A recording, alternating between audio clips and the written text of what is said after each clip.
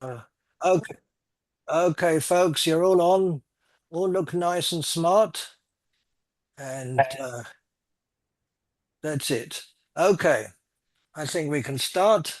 If everybody's here, that'd be wonderful. Okay, for those of you who are coming here for the first time, I welcome you, and I also obviously very much welcome all the people who are with me for all these years, and so I just say before I forget, this recording will be on YouTube, so you'll be able to see the whole thing afterwards if you want, or any part of it. I just want to, for the people who are here for the first time, just want to mention that I will speak as shortly as I can, and it's a big topic. They always are, and then when I finish, then you can join and you can talk, and as long as you queue up, I will see who is there. So trust. I trust that this will be fine. So, uh, trust is a phenomenal phenomenon. It it reaches everywhere and is everywhere. It is a sort of yes but phenomenon. It's riven with contradictions and questions, while it evaporates into a cloud of fuzziness. The trust is strange. Is it a feeling? Is it based on facts, on belief, on knowledge, on information? If it is based on something, it's based on uncertainty. If there is total certainty, no trust is needed. This would include the truth with a big T. And once you know the truth, you no longer need trust. So, yet trust is the pillar on which society rests. So, while trust is ultimately subjective, we are forced by external realities to hold trust. David Hume, said that much of what we believe rests on habit and reliance, not certainty. He mentioned that all knowledge beyond immediate experience involves a kind of trust. Trust reduces complication. Without trust, modern society cannot function. Um, Trust allows us to act in a world we accept but don't necessarily understand. Let's look at money. Now, we exchange, or we used to, exchange bits of paper for things, for services, buying stuff, whatever. And now it's not even that. It's all electronic. We transfer money that we never see, but we trust that it's going to where we want it to go and come to us when we want it to come to us. By the way, in the UK, I'm not sure about the United States. On paper money, there was written, "I promise to pay the bearer on demand," which was a historical binding phrase guaranteeing that the issuer, that is the Bank of England, will pay the holder the face value amount. Originally, this meant exchanging paper money for gold, but afterwards acted as a promise to replace the note with other equivalent currency. That was absolute trust exists regarding money. Trust is of interest philosophically. Heidegger's view was indirect but relevant. His position was on human existence, being in the world, already involves implicit reliance in that we operate within a taken for granted world. Trust here is not chosen, it's ontological, it's within existence, the trust. That was his view. My view is epistemological, i.e., connected to knowledge, not to existence. Trust is intrinsic to lending money, sharing a secret, getting on a plane, believing a doctor, legal documents, borders between countries, elections. Well, see Trump's shaking of trust of the 2016 elections. Although ubiquitous in our lives, trust is an approximate phenomenon, as is everything. Approximation is universal. We trust that feelings are universal, sadness, love, pain, and we act accordingly. If you love someone, you trust that the person not only loves you back, but in the same way. And here we may have a problem, for how do we know even what love is? Are we meant to trust feelings? And are these feelings multicultural? Trust is a shortcut. We cannot personally verify most of what we rely on. Modern life runs on epistemic trust. We trust experts, systems, and strangers constantly.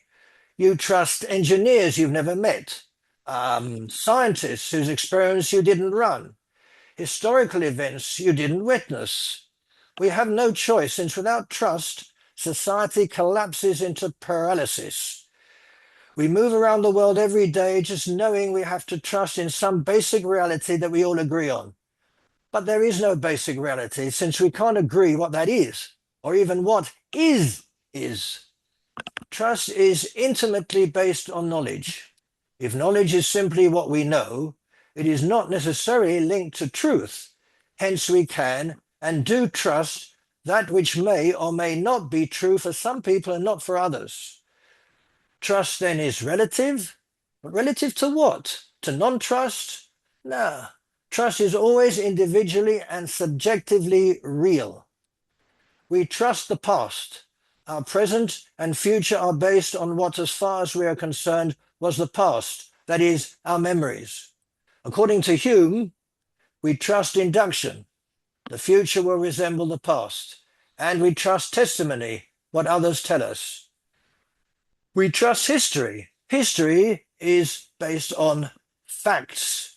But surely history consists of stories related by people who had their own agendas and their own perceptions of what happened, or may have happened. We have less reason to trust our past than we think.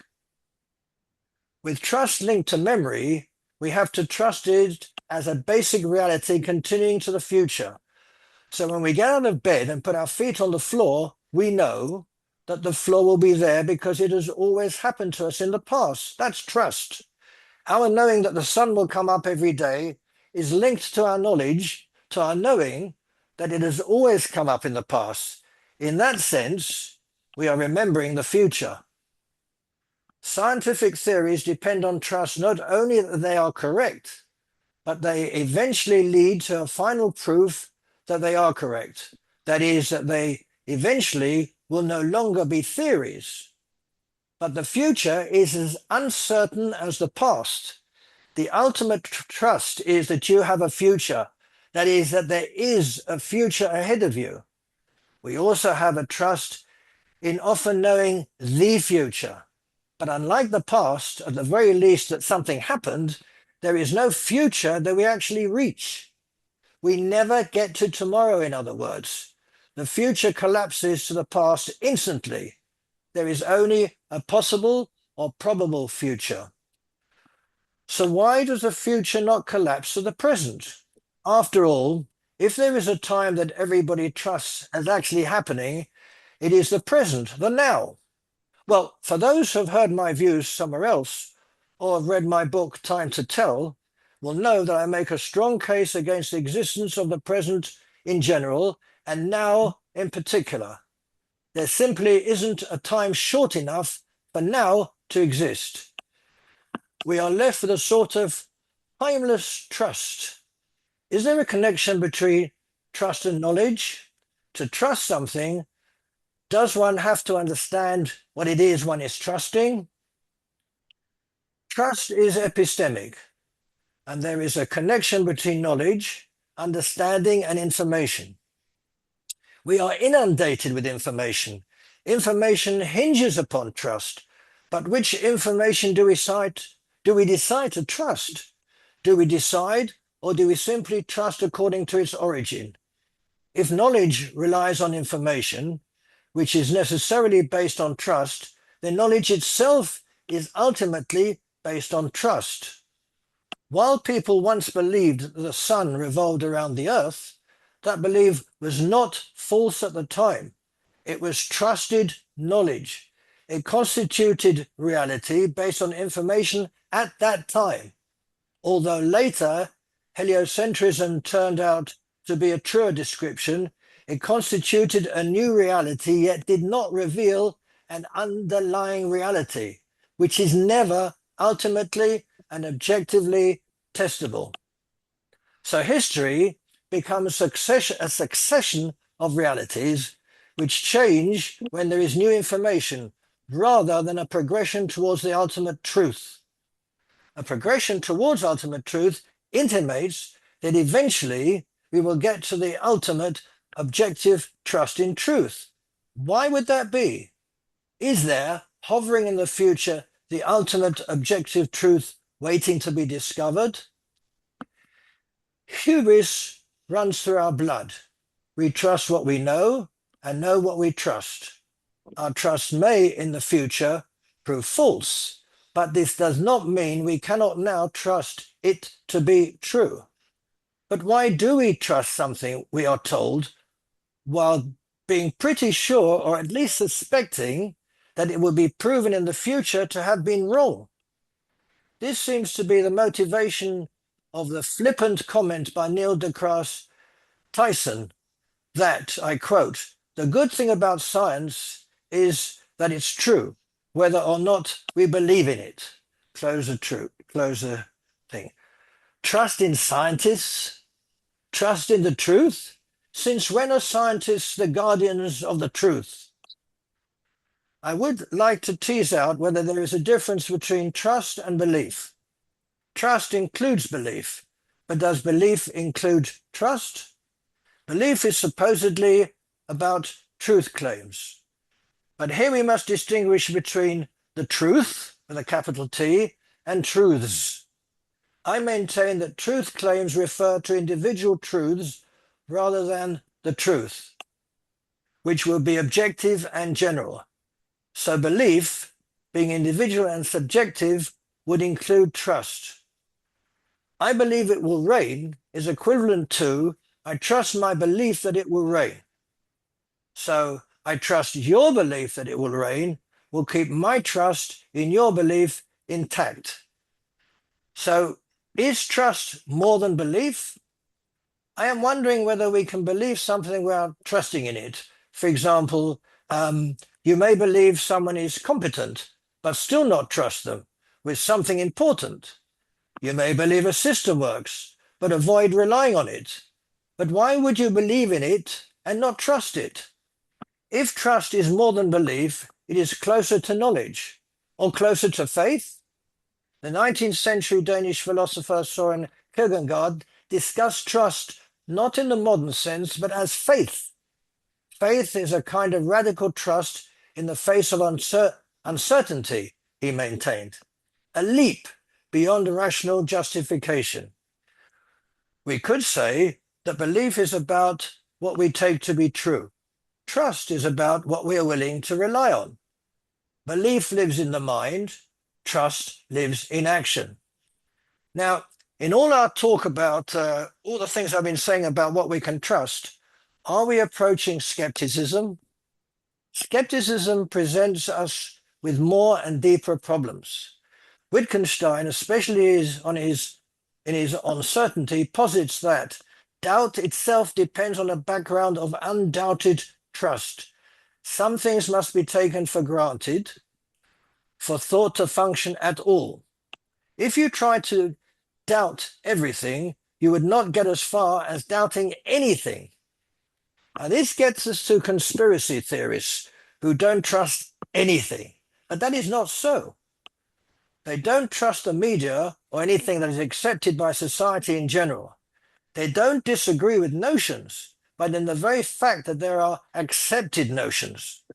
Conspiracy theorists do their own research, which they tell us to do, which results in trusting only others like them with the same radical ideas. They aren't skeptics. Their trust has simply shifted. By the way, a few days ago, I met my first flat earther. I'd seen them writing, but I'd never actually met one. I was stunned. At first, I thought he wasn't serious, but he was. He didn't trust, for example, the photos of the Earth from NASA. I didn't want to argue with him, but I couldn't hold myself back, being me. But his trust and his belief was absolute. I had no argument against. I just didn't have an argument against him.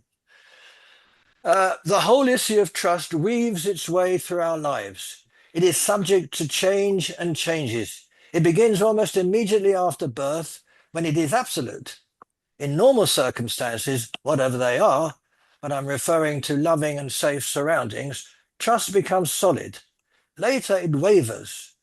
With thought comes trust as an unstable phenomenon. You can see the Adam and Eve story about trust, trusting God, etc. Trust is deeply entwined with us as individuals. It is part of what we are. Rationality is not what it leans upon. This was a point made by philosopher Thomas Reid in the 18th century, who argued that humans have a natural disposition to trust others' testimony. This is not irrational. It's a basic feature of human cognition, so he said. That is, trust is not derived from reason. It is built into us. This could remind us of Heidegger's ontological approach to the subject later on, mentioned earlier. One thing we somehow trust, and that is that we know ourselves better than others know us, or than we know other people. I find this strange. How can we have anything but a subjective opinion from within ourselves, about ourselves objectively? A trust is woven into how we make meaning at all. In the arts and literature, trust makes its appearance between the creator, the work, and the audience, and even between the audience and what really is shown to be. Trust is severely tested, in fact. Every time we engage with art, we perform an act of trust, or as Coleridge put it, a willing suspension of disbelief. This is not just belief, it is trust. We trust the work to be worth our attention, to hold together, to relieve something. Without that trust, the arts collapse into random marks on a canvas, it's art, meaningless sounds, music, or disconnected words, literature. Literature often plays with our trust. The narrator may mislead, distort, or lie. Yet we ride along, trusting ourselves to see through it and understanding the interpretation of what is happening. A new look at reality, perhaps? This creates a tension. We must trust the very voice that makes the message untrustworthy. Across philosophy, the arts, history, and elsewhere, trust appears again and again, not as a single idea, but as a hidden foundation, a thread of knowledge, of relationships, of society, and how we face reality. So, finishing off, I want to ask you, is trust only a human attribute or feeling? Do animals trust? Is our trust anthropomorphic? That is, the attribution of human traits, emotions, intentions, or physical forms to non-human entities, such as animals, plants, objects, deities, or AI. And this is where I stop myself. It is an enormous topic, and now all of you who want to can raise your hands and line up and argue with me, agree with me, or put in other things that you've thought of before I came along. And we have, first of all, yes, please shorten what you want to say. I know everybody's got a lot to say. If you could just shorten it, it will let more of you come in and more. So please do me a favor and try and keep it short. So, Josh, you're walking great. I feel healthy again. I didn't want you to get all flaccid, you know. No, So no, thank you. I want to keep you toned. I'm toned now. I'm toned. Right, Okay, good. go for it. Okay, okay. I just wanted to add kind of a wrinkle to your invoking Wittgenstein and the idea that if we couldn't doubt if there wasn't something that stood certain or you said that we could trust in order to doubt things. But I would just make this distinction between um, a kind of a trust, which I hear you talking about when you talk about, say, using, say, scientific theory or just in everyday life when we're trying to discern what other people are going to do, or when we talk about, can we trust that other person? Can we trust our own judgment? Uh, so there's a kind of a trust, it seems to me, that when we do trust, we are aware at the same time that that trust is not certain, that there's uncertainty involved, that there are going to be ways of doubting it. And so trust, as you say, is a kind of a faith. Whereas what Wittgenstein is opposing that epistemological notion of trust to is what he calls a hinge or a form of life, which it's not, I don't think that's a form of trust because it's not amenable to doubt and it's not amenable to uncertainty. It simply is sort of ways of thinking that we kind of inherit. I mean, not literally biologically, but we inherit from culture. And it's within those systems of thinking that we can then make distinctions between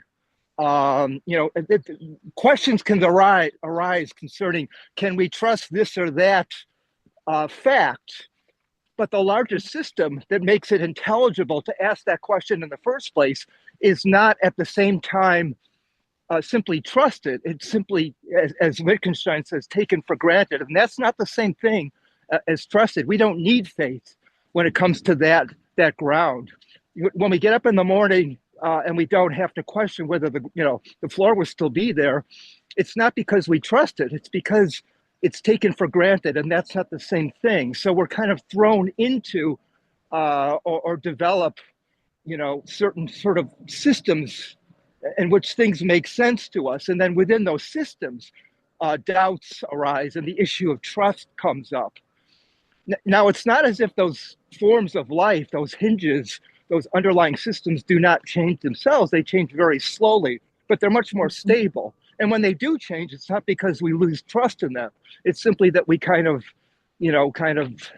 slowly shift that Can, form of life into another one. Thanks. can I mention the stock market?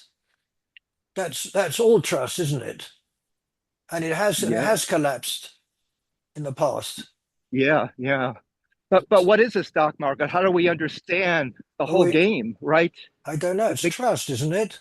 Well, no, but isn't that sort of a system of understanding things that simply makes it intelligible to even talk about what the stock market is doing, whether it crashes or whether it doesn't? What is this it in the first place?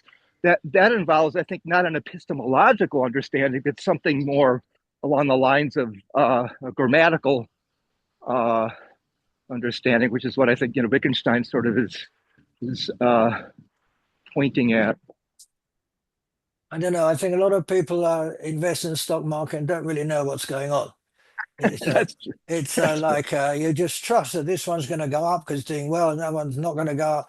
I think that's a perfect example of trust. A perfect example. I think so. And including money, of course. I mean, we all trust money, but I mean, at the moment you can't trust the dollar because that's going down like crazy. So I'm not sure about that either. I think Imagine maybe in 200 years where they look back and they say, what was this thing they were talking about as a stock market? How did it work? How did it fit into their culture and their ways of thinking? In other words, they would have to investigate something which we take for granted in order to question whether we trust what it is doing. But our understanding of what it is in the first place as a stock market, sort of emerges out of sort of cultural practices which sort of took place over a period of time and won't always be what they are now, such that some future culture would have to do a sort of a research into how it is that we are thinking of this thing called the stock market. And in order to understand that, they have to look at, sort of the larger relations between the stock market and other aspects of culture. So you've got this whole system, in which one aspect supports the other aspect, and it works as a whole. yes, but Josh, I'm going to stop you anyway. But I mean, the point about the stock market is that we now here trust it, and the same way as people trusted the fact that the sun went round the earth. Now we know better, maybe, that it doesn't. To me, it seems like the stock market is more or less the same. In the future, they might not understand it. They might understand it in the middle of a jungle somewhere, but we trust it. Otherwise, we wouldn't put our money in. It would collapse on the spot once we stop putting money in. So, but anyway, thank you very much. That was very interesting. and thanks for being short. And you can go back to the queue and line up again. I mean, I got a look, response. you, I got a responsibility here. you definitely do, and you have to walk faster in order to get there. Okay. Thanks, Josh. Hi there, Kerry. Hey, all right. So, I think you hit all the points I was initially kind of Uh, had flagged to discuss. Sorry about that. Oh, no worries. No, this is good. I like it when we're in agreements. I define trust as faith-based reliance, and I think that's pretty consistent with what you were saying. We have no guarantees, however, but there are no options. So we're kind of stuck. It's a feeling of we have to rely on predictability, our expectations. There's an assumption of continuity, past, present, and future, all of that stuff. So now I'm going to go to the other side. Because here's the thing, I don't think that all of us trust as much as that was all on the trust side. So now I'm going to go to the side of where we don't trust and the evidence for it. We have a lot of sayings like look before you leap, right? There's the idea that it's like, you might just want to check rather than just assume that that's going to be the way it is. Hope for the best, plan for the worst. This gives us the idea that, misfortunes do happen, disasters do strike us, black swan events are real. And there's this idea of to be resilient is to incorporate redundancy into your life. There's an old saying that two is one and one is none, right? Because you never know when something's going to break. This is why, a lot of critical systems, they have backups. On that front, we talk about, or you were talking about the stock market and us trusting it. And it's like, yeah, but many of us also hedge. And what that is you have a bunch of your money tied up in one thing. And if it goes down, you've got money in something else that when that goes down, this should go up. So Unless you're balancing your risk, unless they right? both unless they both go down. Well, hopefully you've picked systems that should be inversely correlated. And here's an example. That's You say, trust. yeah, well, again, we're kind of stuck. You're right. It is trust, but what it is we're saying I don't expect things to always work out, so I'm going to try to do the best I can, and maybe I'll get it wrong, right? Sometimes you're just well and truly screwed, right? And there's nothing you can do. I remember watching this video of this cargo plane, crashing off the airport onto these businesses, and it's like if you were in there working, doing your thing, what are you going to do? Airplane crashes on your head. You can't plan for that, right? So it happens. But like money, I don't know if I trust money necessarily. Inflation is on the rise. I expect it to continue. And look at precious metal prices, right? This is a form of hedging. People are saying, well, gold and silver have been money for thousands of years, and it's deflationary. So maybe I protect some of my wealth by investing in that as a hedge against a paper money or a fiat currency inflationary collapse. Also, insurance. Anybody who owns a house probably has insurance. They don't expect their house to burn down, but sometimes it happens. If you drive, you probably have insurance on your car. Same thing. Life insurance, boy, there's the ultimate one. You're betting against yourself to protect your family, right? So anyway, I just throw some alternatives in there where we haven't even talked about trust in partners and family and things like that and our neighbors. I think that should be an interesting one. But anyway, I'll leave it there. Thanks. Thank you very much, Terry. Kerry, thank you very much. Jenna, it's very late for you, isn't it? As far as I remember. Yeah, it's Yeah. 1:36 a.m. But Wow. so I'm gonna win and I probably I'm gonna You punch you out c- some you something. can speak 2 minutes longer to make up for the time. Oh, okay. No, no.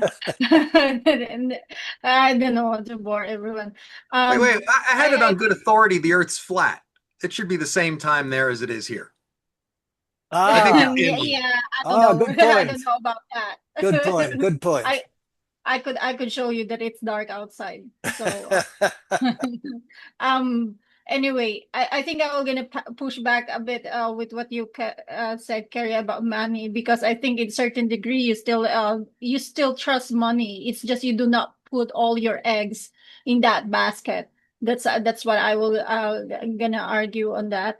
And to your point about Ron, about animal, does do animals trust? I think they do.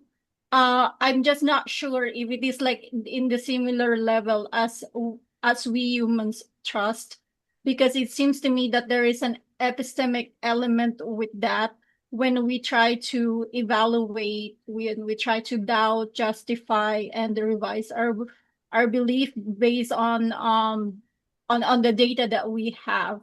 Perhaps animals are like that. I don't know how refined they are doing that, but it seems to me that there are animals that are also trying to test the water if someone that is feeding them could be really trusted, or if their infant or like their offspring could trust these specific human, for example. I guess like that's just like my experience with some kittens that I am trying to feed and their mother. So and and and to me, perhaps in certain degree they do not have that capacity to reflect. I don't know about that. Probably Tony will gonna be talking about it based on biology. But I think the elements of trust that relates to what you were saying earlier is like, I think those are like the expectations, like based on like also like the prediction, the the level of vulnerability that animals are also are showing, or also how they are being vigilant as well if something could be wrong. And then the reliance as well. So I think the dog, for example, relies to its owner for the expectation, like the food and care. And then the vulnerabilities, like their dependence with the owner. And then the reliance will gonna be how they approach their owner, or how they also obey them when they are trying to give them some orders. Now with herds of animals, I think this is just my observation with elephants, for example. It seems to me that there is a certain degree of trust, and I think those are like forming the bond that they have. And that's, I think that is also the element that like the bond that humans and animals are also forming because of that particular trust. Thanks. Thank you very much, Jenna. Thank you. Very interesting. Richard, hi there. Oh, just a moment while I unmute. I'm sorry I left accidentally right at the beginning and had to ask to rejoin. I'm not quite sure what I did then. You want me to start again? No. I joined and you took me back in almost immediately. Okay. Right. To go back to what you said about animals, I'm not sure about elephants, although I'm pretty sure from what I've seen on David Attenborough and that within the herd, animals do have, elephants do have trust. But having kept, am I still on? Yes, Because definitely. it's Bill Daniels. Right. I'm pretty sure that horses and dogs and even, and sheep, if you hand rear them, and even chickens learn to trust some humans and not others, which makes you feel really guilty if you have to kill a chicken, for instance, and it trusts you. With dogs, two of my dogs at different times, one, Jessie, was a puppy, female puppy that I had, Labrador.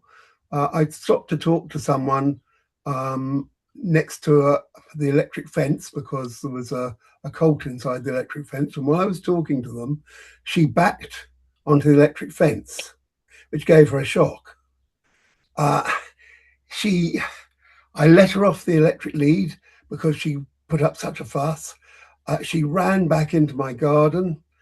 She went and hid under a bush, and she wouldn't come out until my wife came home. It took about 2 weeks before she trusted me again. Then I had another dog, a male border collie, who ran in. The deer had come into one of our bottom paddocks and had pulled the electric fence all across the long grass. So when I came out of the woods with him on a walk, he ran into the electric fence. I hadn't turned it off up at the house because I didn't know that it had been pulled over.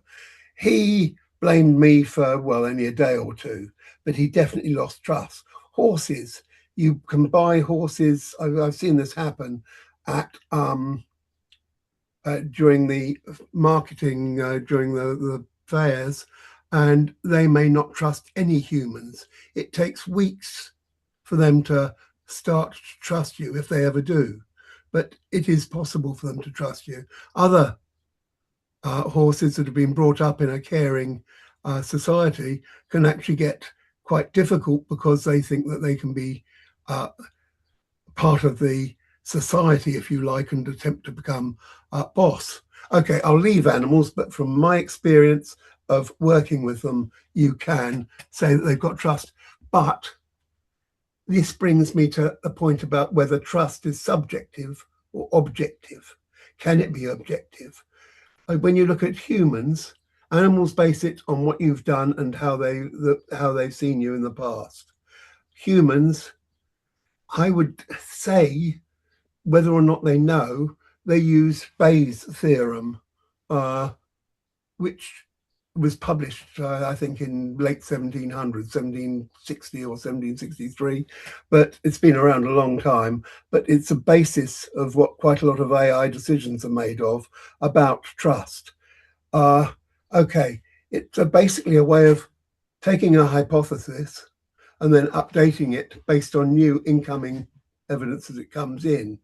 So you've got prior probability, then you've got the likelihood of something happen, then you've got an updated version based on evidence as it goes through. And for instance, expert systems tend to use Bayes' theorem as the heart of it. I think humans do the same thing, or at least most rational humans. I'm a bit doubtful about this because I don't know if other people have ever watched, it may be too trivial for most people on this, but if they've ever watched something called Traitors, which is a show on English and I believe American and Australian and New Zealand and I think Dutch television, basically it depends on whether people can work out a system of trusting other people as to whether they're actually, what are the people called that? Anyway, whether they're people who can be trusted or whether they're murderers who are lurking in the depths.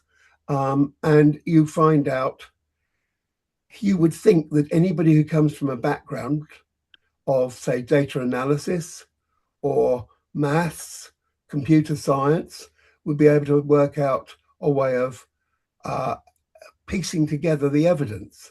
But because the other people vote every time, I have noticed, I've been really interested because it is practical psychology.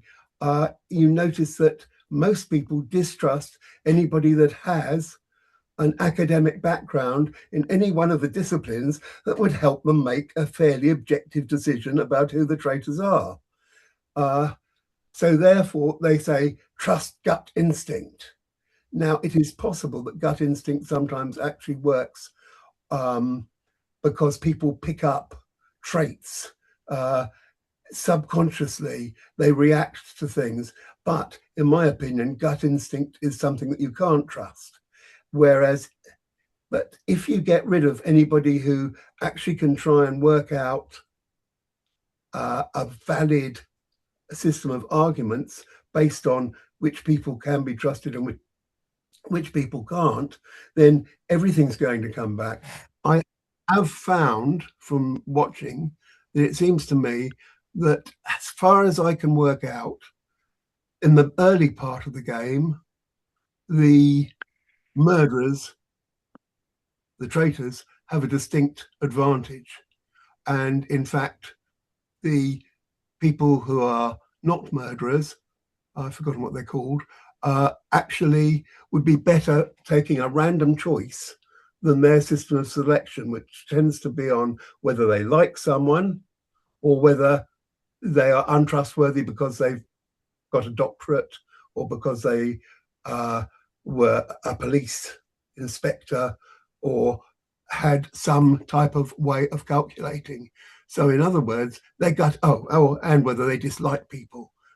Quite often, the people that are most likely to be able to work out who is what and work out a system of trust are the ones that are most geeky. And so therefore, they tend to be less likely to be in a group and so less trusted. So to some extent, it tends to be group. However, after a certain period of time, you find that the people who go on gut instinct, emotional response, tend to get rather better.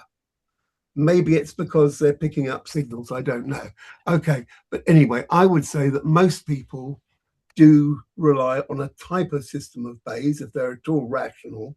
In other words, you work out what other people have done in the past, how they've treated you, just like animals, but you also work out the likelihood of the way they'll act in the future and then see how they act in the future. Okay, now you mentioned bank and also shares. Well, it seems to me those are both types of gambling, really. And gambling, well, in fact, you gamble when you buy shares, and to some extent, you're gambling on trusting the bank. And there's something called a Dutch bank, which is based on probability theory in banking, in gambling. And it's a way of working out, which I think I made a note of it was, Kerry, was it? Kerry mentioned a type of Dutch book when he talked about hedging your bets, because you try to say, put in, you work out, say there's a race with say 10 runners, and you work out looking at their past running and so on, the three most likely, and you make sure that the bets are put so that whoever wins out of those three will bring you more money than you've bet. I mean, yeah. Can I stop you here? Sorry, I've got loads of people waiting. You can I'll go out. Carry on later. Thank you very much. Please don't take it. Nothing. I just got to. No, I just do feel it's type of probability and trust always. Yeah. Okay. Thank you very much, Richard. Thank you, James. Hi there. Well, thanks. Yeah, a trust is, to me, it's not very different from confidence. The difference is syntactic. Trust always has an object, where almost always has an object. If we talk about, we say, Ron is trusting, we might mean that he's gullible. It's like a slight. But if we use it without an object. So syntactically, we could use it without an object, but that's avoided because there's no. It's almost always having an object. If we want to talk about confidence, we always use a preposition. I have confidence in the stock market, in my stocks being appraised highly or increasing in value. I have confidence in the real estate. I have confidence in a politician doing what I expect him to do. I have confidence in a person, and that's like trust. It's just that it's used differently to express things. You said something that really alarmed me, which is that the world is taken for granted. It's always something that's a combination of confidences and illusions that we possess, that we construct and possess when we go about our business. And it's not something that is just always, it's not something, I don't believe it's for people in general, something that's just there. And it certainly wasn't for Heidegger. It's all for Heidegger, it was the result of everyone's plans, everyone's design, is what goes into building the world. So the it's not something taken for granted. And taken for granted is a little bit like trust. In other words, when we take something for granted, it is a kind of like a low level trust. We don't take the idea is that we're implying when we say it's taken for granted, we're implying that there's not a lot of consideration of factors going into our trust. In other words, we may think that the sun is going to come up tomorrow, but have we really looked at all the factors scientifically? If we have, maybe we do believe that the sun is going to come up tomorrow, and somebody can accuse us of taking it for granted. The same thing in the future. You said that would be maybe not a good kind of pursuit to think that the future is always guaranteed. Well, no, the future isn't guaranteed that there will be a future, maybe, but the idea that it's taken for granted implies that we only have the past to give us confidence in there being a future. But I think there's more than that. There's the idea that we exist in the time and our body and mind are consistent with our existence in time. And because we exist in time, we have confidence in time, having a past and a future, even if we know that our current or our actual existence on the planet may be subject to accidental or purposeful elimination at any time. So we can face that with an idea of as a kind of like something that we factually evaluate. Not everyone trusts everyone. Some people don't trust humans very much. I have this in my family. I experienced this in my family. I think people like that tend to trust animals more than people, other animals. They trust dogs and cats. The dogs have behaviors that are repeatable. They like that about the dogs that they have for pets. They like cats because they don't infringe on the existence of others very much. They like the fact that they can be trusted as members of a household. Um, if you don't infringe on their existence, like challenge them to a fight or something like that, they're very trustworthy. People like fish inexplicably, maybe as decoration. I can understand that as live decoration. That makes a lot of sense. But I think they also like fish because the fish are to be trusted. Do we trust fish? Yeah, I think people trust fish. Yeah. Really? Yeah, I think that's why they like fish. For a lot big reason for people adopting pets. The pets can be trusted. They feel like Fish? turtle is slow. I can adopt a turtle. A fish is comfortable and slow and doesn't even use air. You know, like they're trustworthy. So I think trust is something that just works like confidence, but we apply it to people and things.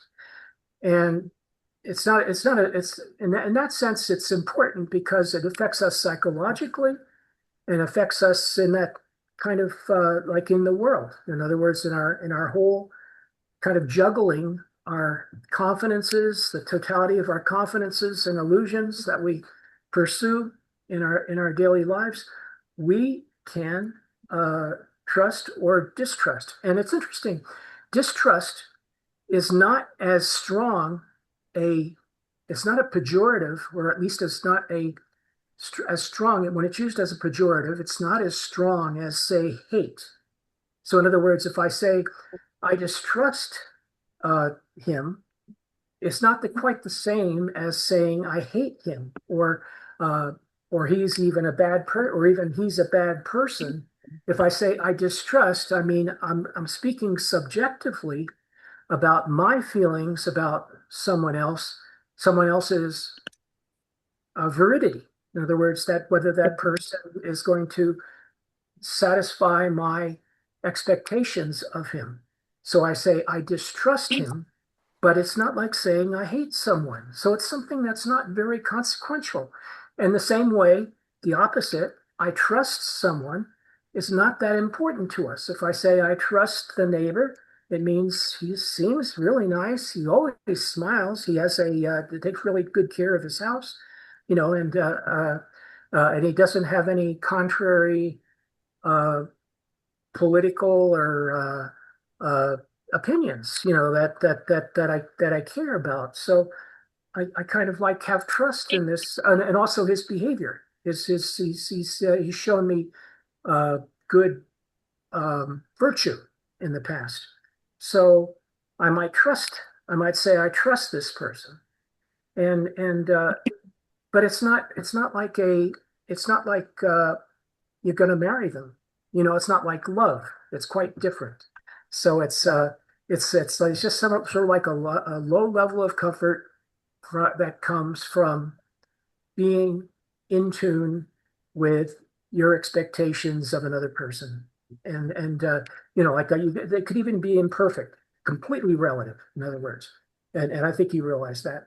It says I trust that he's going to continue to let his car run down, until he has to take it to the junk. It goes to the junkyard, or James, can yeah, I? and so forth. Sorry, can I interrupt you at this point? Yeah. Thank you very much. I just want to make one point very, very clear what I said about time, because it's important to me. If you talk about trust, about the future, what I said about the future is we will never, ever get there, ever. And when we see that the sun comes up, we have to say that it's the past. We are never tomorrow, ever, ever. We can't be. We can only be when tomorrow becomes yesterday. And the other thing is, by the way, I have to say, to shock everybody, the only thing we can possibly trust is the past, and not even that, because that would be our memories. So basically we can't trust anything, but we can certainly trust the past more than we can trust the future. I just want to put that in. That's my thing. So I just want to make that clear. I Thank you mean, very on the basis of Bayes' theorem, you can say that, yeah. But I think saying that you can never, ever, ever. I don't know exactly how you use that, but I think in the context you used it, I think it's absurd to use the word ever, never, ever. I have to use the word ever unless you Context. believe in life after death. I have to use never. I But have to. life I after have death to. doesn't exist. It's not a I context. agree with you. I It's agree not with a you. context that we have to I consider. agree with you. But we don't have to consider that. So That's exactly the point is that there's the word ever in that context is absurd. I Using use the word ever. I use the word ever again and again and again, whether you like it or not. We will Sure. never ever get to tomorrow. Never. That's what I say. Okay, that's the statement. Yeah. That's all. Okay, it's just an absurdity. Thank you. Okay, fair enough. I accept that. Debbie, can't hear you. No. Yes. Can you hear me now? Yes. Okay. I'm wondering when we're talking about trust, perhaps when we're talking about beliefs and things, and when we're talking about if we trust a proposition or assertion that the sun will rise tomorrow, perhaps there's a categorical mistake or flaw in what we're talking about. I see trust as a social interconnection, something that we need to always talk about. People and it's a social contrast. So perhaps when we say I trust that the sun will rise tomorrow, is that because I trust what scientists say? I think that trust is definitely a human contrast. That was your question, Ron, in your presentation. And I think that you need for trust two criteria. One, you need competence, or if I trust someone, they can do something, and they have motivation to do it. So it is, I think that, or the way I see trust is it's a will-based account. And as I said, it's a social contrast. For if I say I trust someone, and I think James was also touching that, and I see also when everybody's mentioning trust, I see trust as something that is a notion that we use solely as a connection with people, as something that is social. I trust someone, and I can trust him or her, based on if they can do it, are they competent, are they able to do it, and do they have a motivation. So I see trust in a twofold, also as something that has awareness. I trust someone, I'm aware that I can trust that they will do that. They have the trust, they can and have the motivation. The motivation can be ill will, it can be selfish or whatever, but it can be as a goodwill, something I trust someone because I believe they have the a good intention. And perhaps when we say I trust that the sun will rise tomorrow, or I trust that the world will be as it is, it's perhaps maybe we could change the word trust when it comes to things as reliance, as dependence, and perhaps when we could make, maybe there's a distinction between reliance and trust. And I think when and perhaps the goodwill, when somebody does something with good intentions, or when trust is broken, we feel betrayal. But when we depend on something and it doesn't happen, we're disappointed. So I believe that perhaps the circumstance, the outcome, the difference between the distinction between trust and reliance depends on betrayal and disappointment. And what else did I want to say? Sorry, that for me, when we're talking about trust, I trust in money. I feel that that's a real categorical flaw here. It's not that I trust money. I believe that money does that because everybody believes in money. I mean, my trust that there is money, or trust that money will bring, or it's good for me, because everybody believes that. So it's not so much in the trust in the money, but trust in people.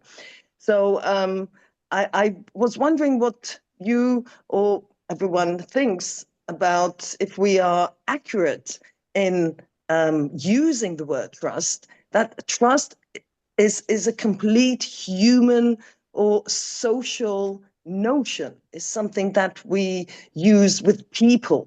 And we could talk about animals if they trust us, maybe because we don't have the right word to describe animals who trust that we're going to feed them. I don't know if they trust us. They depend on us. I depend on the assumption that the world will be the way it is. I don't know if I trust it. I trust people. And if they do not behave the way that I expected them to be, I feel betrayed. But if I don't know, I rely on something. I rely that money will bring this and that. But it's, I'm wondering if perhaps you see that perhaps that there is a distinction between trust. That trust is a complete social interconnection word, notion, as opposed to dependence, reliance, based on, I base my assumption on, but I don't trust that the sun will rise tomorrow. I trust the scientists to tell me, or I trust That is my thought about the notion of trust. That it's a completely social, human notion.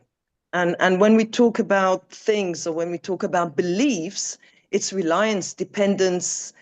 It's not trust.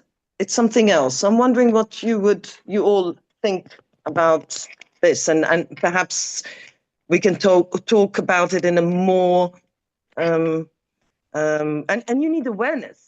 I mean, no, when you trust somebody, you are aware that you trust them, that you have some, it's a predisposition towards something. That's it. Thank you. Thank you very much, Deb. That's very interesting. What you're saying is that when you say you trust money, you're actually saying you trust that people trust money rather than money itself. It cannot be trusted. Only the people use it in the way that. Yeah. Yeah, that's a I don't know if I'd say, good for point. example, the stock market. I don't trust the stock market will go up or not. I depend on it, or I rely on that, or I trust people to tell me the truth, for example, but I don't trust truth. Or it's something that has to have something to do with people, with a predisposition. It has to come from awareness, from consciousness. We don't trust everybody, and when the trust is broken, it makes it causes a feeling like betrayal, but not disappointment. I can be disappointed, but the disappointment can come not from trust. Okay, I'm disappointed, but I didn't trust him. I'm a bit disappointed, but trust has or causes some stronger emotion, and that's why I'm thinking it is more social, it's more human, it is more, has something to do with how we um, how we are. No, very good. Thank you very much. A very interesting slant on the whole thing. Thank you, Debbie. Thank you. Tone. Welcome, guys. So I'm going to use an example some of you have heard, because a few people here in my group. Hope it's not boring, but I think it's a good example here. So when we talk about trust, if we're talking about biology, one of the things we want to talk about is how do we assess whether a different organism is something we should let in or something we should keep out. And so in ants, they're very well known to mediate this through pheromones. There's a particular species in the southwest of the United States. They're called Argentine ants. They're kind of an invasive species. They live in South America, but when they were brought here, they had a change genetically that prevented them from producing these colony-specific pheromones. So as a result, they do not find themselves warring with one another. They have this super colony structure. The reason why I bring this up is because when the environment is very regular and when it can be depended on, and in some sense you can have these hard-coded instincts, things go along with the plan. In humans, we have such a complex culture that there's no way that we could have hard-coded instincts for all the various situations and scenarios that will come up. And so therefore, we have to have this cultural evolution, and trust comes about with that. It's the idea that I might see a person acting a certain way and observe a regularity. And I think trust is just our way of expressing that regularity, that I believe there's something reliable about the world that I can act on. I think faith, when we talk about faith, is about speaking beyond the observed regularity. Faith is in some sense saying, I believe in something even though I have not seen the regularities to substantiate it. I think that this idea of trust is actually completely necessary for humans to have the kind of culture we have, because, for example, many of the small bands and hunting parties that would have come about in the Pleistocene to the early Holocene, they will require trust.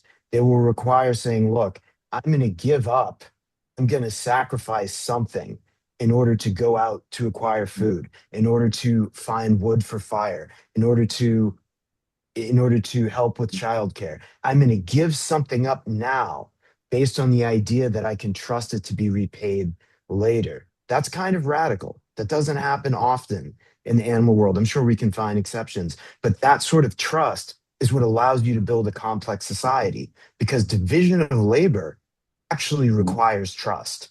Otherwise, we would not be able to believe that what I ask one person to do, will be repaid, and what they ask me to do will be repaid. So I'll leave it there so other people can speak. Thank you. Thank you very much, Tony. Yes, very interesting. Very good points. Thank you. Michael, hi. Hello.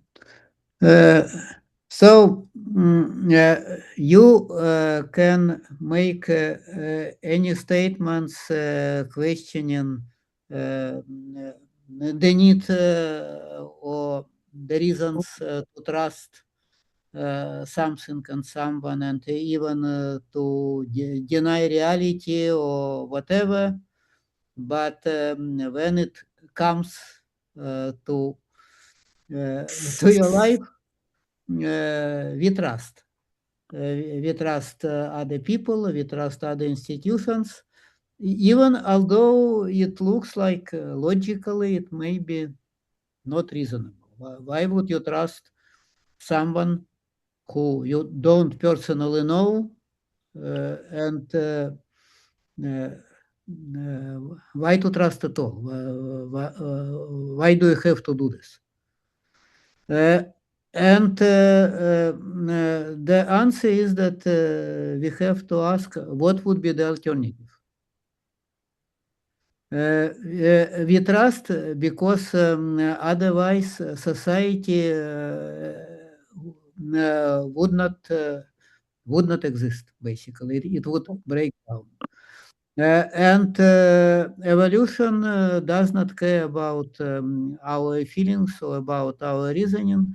It cares only about one thing: survival and stability.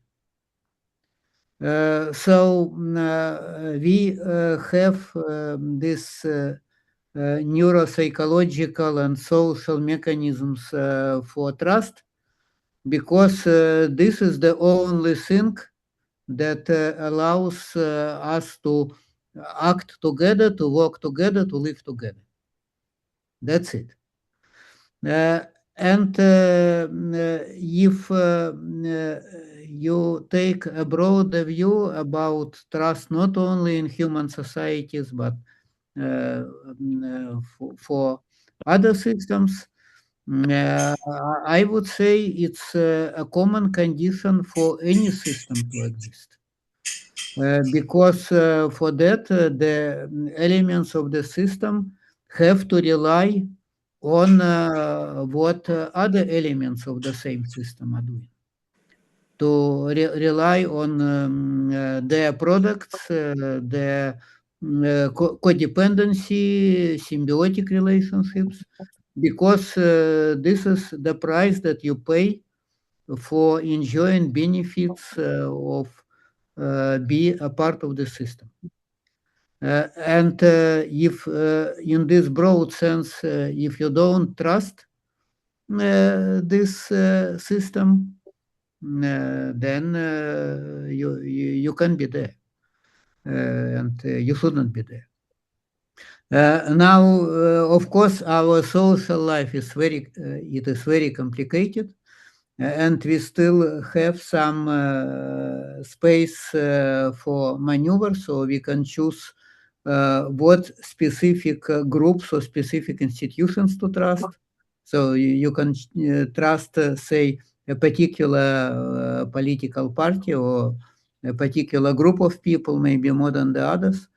But we still all have no choice other than to trust society as a whole, social institutions as a whole, since this is what it takes to be a part of the society. It's pretty much the gist of I wanted to say. Of course, we can discuss more like specific issues about trust to science, trust to like specific groups and so on. But the choice is not to trust or not to trust. It could be the choice who to trust more or less, or how to like make these institutions work better and deserve more trust. But that's basically it. Thank you very much, Michael. At the beginning of what you said, you said that we have to trust, which I agree with, otherwise society would collapse. But I think the point about trust is that you don't trust everybody. Trust is specific, so Yes, of course. that's essential. Yeah, but it would be very difficult to live, say, within a family or within a small group, small community, where you cannot trust people within this small community. Probably it could be possible for some time, but psychologically it would be very difficult, and practically it also would be very difficult. So it's okay if you don't trust someone who is distant from you. If you don't, even if you don't trust your government, it could be okay. That's But possible. if you cannot trust your wife, that would be difficult. Yeah, So that would be difficult. Nobody would disagree with that one. Thank you very much, Michael. Thank you. Very interesting. Andrew, well done for waiting so long. Yeah, thanks for having me. Yeah, I've been all great comments from the previous speakers. So I was trying to synthesize this into a way that I can understand it and categorize it. So what I'm hearing is that there are two aspects to trust. One would be humans or sentient beings or animals, and that's more unpredictable, it seems. It's more pro-social or in among societies and animals. There's a kind of what I call ethical honor system here. So, but I'll as explain afterwards, there's a cost benefit analysis to it, and that's where the stock market comes in. And so, for instance, we trust the stock market when we hear a lot of people promoting it and it keeps going up, and we're all okay, even if I don't know anything, I trust it. But go back to the 20s in the United States when the stock market crashed. What happened? There was a complete bank run, and all the trust left the entire stock market and it went in the other direction. So that just shows how it's a human convention, as I believe Debbie said and others. So that's the unpredictability is the human scale. But now let's go to the other side, which is the scientific or cosmological, as I call it. And there are two components to that. One is predictability in the cosmos. I have no idea. I'm about to be called on, I think. And it looks like somebody's on the background. Oh.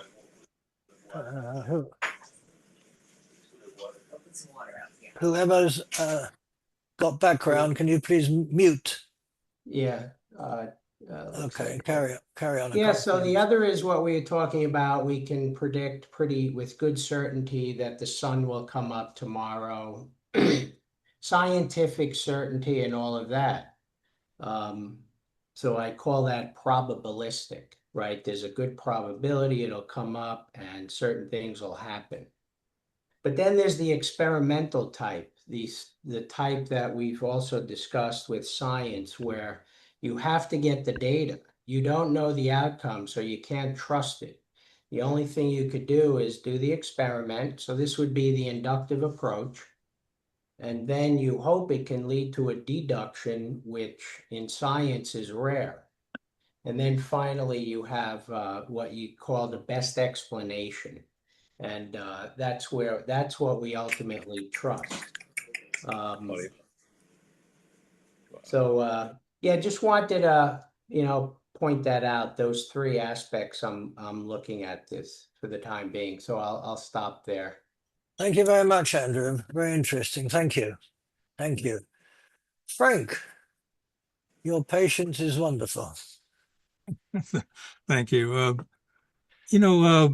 Listening intently to the ways that trust is being used. You know, it's something felt off, right? Trust in the stock market.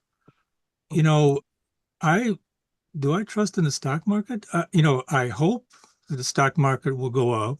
You know, based on recent experience, I believe it will continue to go up. Uh, and then I trust seems like something, you know, is like belief and hope plus something. And, you know, that's when, you know, what Debbie's comment about disappointment versus betrayal was really, it just kind of clicked, right? When the stock market, I hope that the stock market goes up. I, I believe that it's gone up for quite a while now. I believe that tomorrow it will, you know, it'll continue to go up. If it doesn't, you know, I would be disappointed. I don't think, you know, I like that distinction that Debbie made. I wouldn't feel betrayed by the stock market.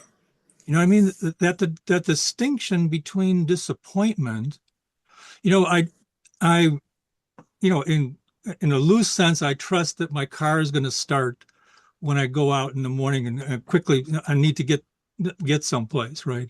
If I go out there and start the car and it doesn't start, I try to start the car and it doesn't start, you know, I might feel surprised, I might feel angry, I would feel disappointed. I don't, I think that I would not feel betrayed by the car. It would seem like that would be attributing some kind of volition to the car, you know, that the car is undermining my desire to get someplace. It's not. It just failed. It disappointed me in my reliance on it, you know. So you know, I think that that's an important distinction. You know, that I'm hoping that we can, you know, flesh out further. And it seems to be, I think the other thing that Debbie kind of referred to and other people to, that is, you can't feel betrayed by a thing.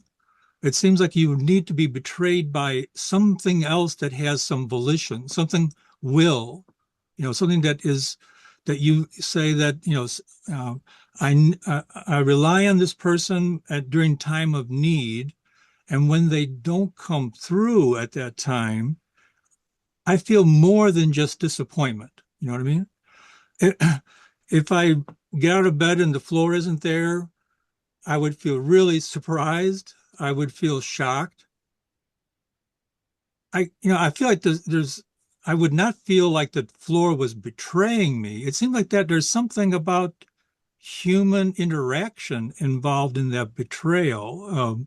So anyway, I, I was kind of in line here waiting to talk about my puzzlement. And then, you know, Debbie's concept of disappointment versus betrayal kind of summed up what I was kind of vaguely feeling. So I'm hoping that we would, you know, kind of consider that as a distinction. That's, you know, the difference between you know, reliance on people versus on things. So just my thought. Thanks. Thank you very much, Frank. I believe you broke up hope. Yeah, that's very good. I think that trust and hope are very closely connected. If you trust something, then your hope is that it'll come about. Well, the same thing with hope, but you know that in terms of the stock market, in terms of playing poker, Yep. you know, if I have, you know, four cards to a flush and you know, I draw one, you know, I hope that the next card will be a, a, a, to match my flush, to fill out my flush. You know, I look around and see that there aren't a lot of those cards around, so I believe that there's a good chance that it will be there. But if I don't get that card, I don't feel betrayed by poker. I feel disappointed. I could feel angry, but I don't feel this sense of intention that the dealer intended to be, you know, to violate my trust. You know what I mean? So I think it's hope plus something. Yes. That's very interesting. Thank you very much, Frank. That's very good. Morris. You're on. Well, it's very kind of you. You're But welcome. I noticed maybe you have it all in hand, but John M. has been waiting longer than me, I think, and I'm quite prepared to relinquish my place in the queue. If it, as far I'm very fair, I've got a whole line of people in the order that they came on, but if All right. Well, you're the boss, well, right? no, but you only trust the fact that I'm the boss, right? I don't even trust. Listen, there are only two people in this world that I trust, and that is you, Ron Green, and me. And I ain't so sure about you. Now, let's get this straight. Let's get this straight. Just a minute. I owe something to James because James was talking about animals before, and you got around to fish, and then you said, "Do fish trust? I mean, do we trust fish?" You said, right? Trust fish. We certainly do. You trust that fish will remain in the water. That's a very basic thing, because if it didn't remain in the water, well, anyway, I'm not going to go. I won't go further than that. But also, in general, I trust my eyes. I trust my ears. I trust my senses. I saw Terry before. I think Terry is maybe not listening at the moment, but I saw his picture on the screen, and then he seemed to, here he goes, and he sort of rose out of himself. He's doing it now. There's two of him there. If you move your head to one side slightly, Terry, then you can see that there's another Terry there. Now, I don't know which is the real one. I think that, well, I think they're both AI. But until I saw that, I thought I trust my eyes. And then I saw Terry. I trust my instincts. I trust my inner I trust myself. And then something happens when I suddenly realize I cannot trust myself. My trust in myself has been betrayed by myself. It might be that I'm drunk. It might be that I'm a bit psychotic today. It might be that I'm being, I tell you what, I became addicted. And I need, I'm not kidding, I need the painkiller that I was taking before. And I can explain it very well to myself, but it's a very real need, and it's all very logical and entirely rational, and I can't trust it. That is, I've lost at that moment my trust in myself. Debbie talked about trust, people, I mean, the connection with people. But the first trust is the trust we have in ourselves. When I lose my trust in myself, I am on the edge of an abyss, or even in the abyss. We talk about the sun rising tomorrow. We can trust that. Everybody accepts that. I don't, because when I am dead, the day that I die, the sun will not rise tomorrow. So that I cannot go on trusting that the sun will rise every tomorrow, because of something in me, not in the sun, not in the world around, not in how we look at these things. Inside me, there is something, death being the ultimate loss of self. There is something which will disappear, and everything that I trusted in before will have gone. Apart from that, everything's fine. You want to carry on? Yeah. Can I get to that last point? I don't agree with you for a particular reason. is you're talking about trust in yourself, and that when you're gone, and I mean gone with a big G, then you will not be able to trust in yourself, but you won't be yourself. You won't be at all. So you can't stop trusting yourself when you don't exist. But that's the point you were getting at. No, one moment. Before you turn it upside down, leave it the way I put it. That is to say, I trust the sun will rise tomorrow. When I am gone with a big G, the sun will not rise tomorrow for me. Exactly. For me, because there is no me anymore. It will not rise for me. I rest my case. You will have no case to rest. Sorry about that. I think that the jury will decide on this. If I'm the boss, there's no John, jury have you here. ever had to take a vote at the end of one of your meetings? No, I wouldn't dare. You could be in trouble. Though. I know. That's why it doesn't happen. Don't push your luck. Thank you very much, Morris. Thank you. Olga, make it lighter. Okay, hi guys. I actually wanted to talk about what Debbie and Tony already laid out much better.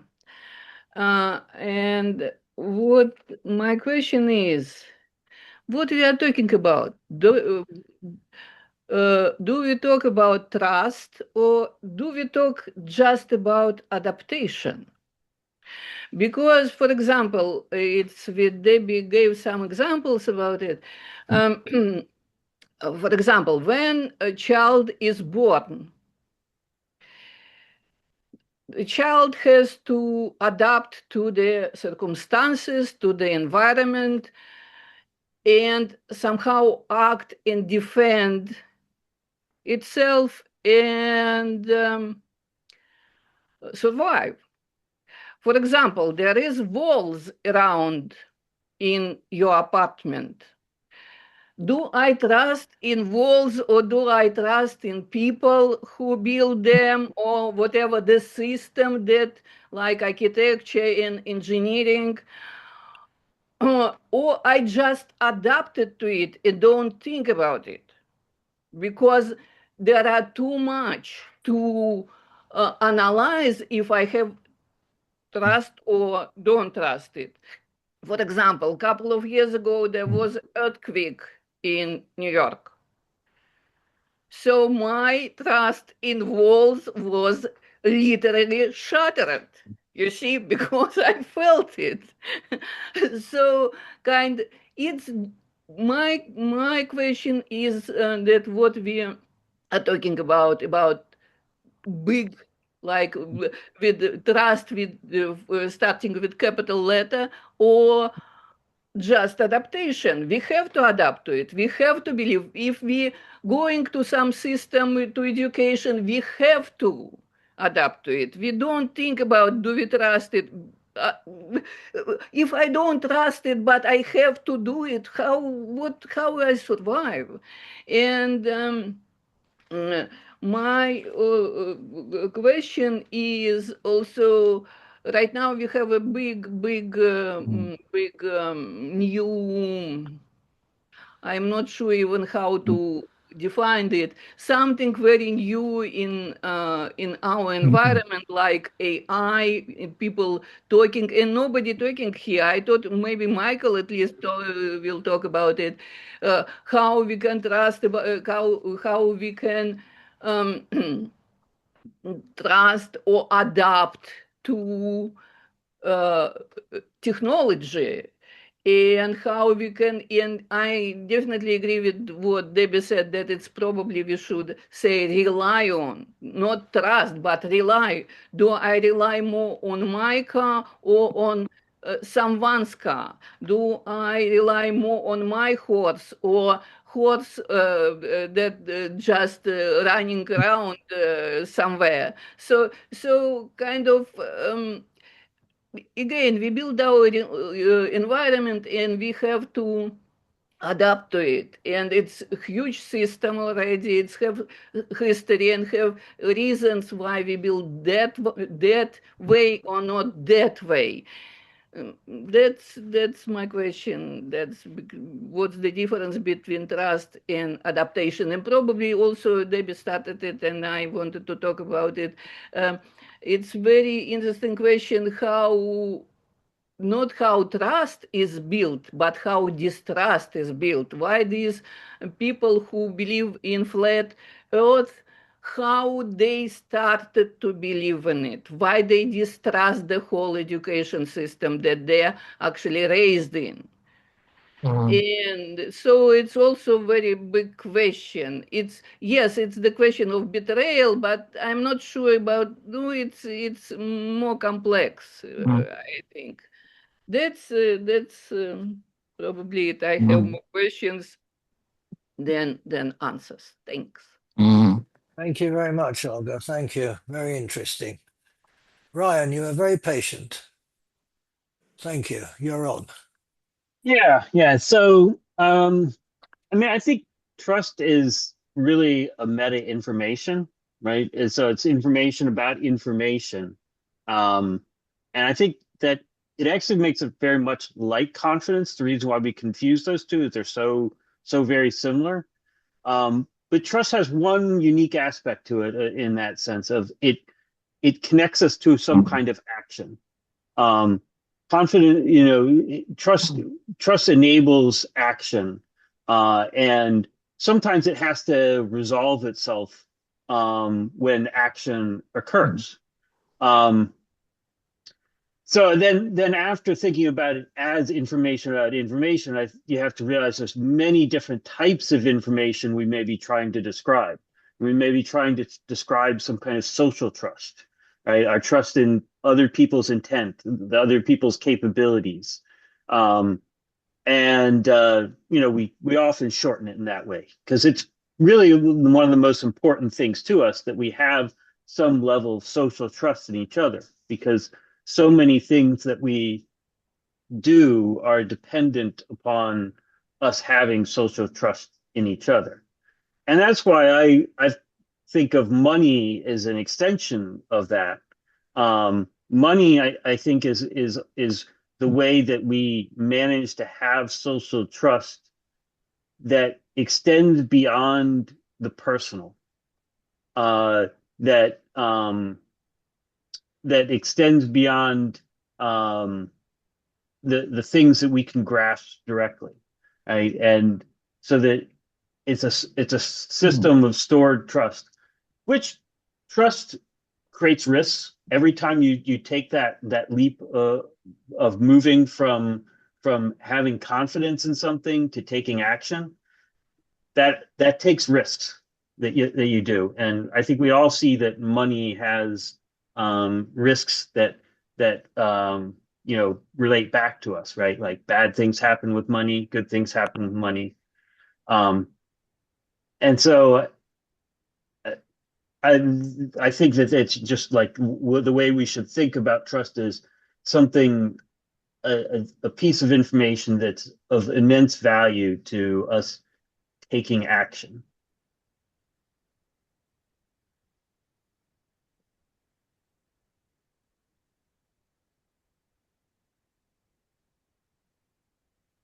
That's really all I had to say for right now. Trying to keep it brief. Thank you very much. Thank you. Yes, information. That's very interesting. Thank you very much, Ryan. Okay, Bill. Hi. Bill. Very patient. Hi. Thank you for calling on me. Listen, I have a thought after hearing everybody that there's a big distinction between believers, their focus, and the outcomes of their trust. So what I'm saying to you is this: I believe in your reliability on giving me information. That's reliance on a person. I rely on process. I rely on due process to give me a fair result. I rely on science to give me ideas that are true in practical terms.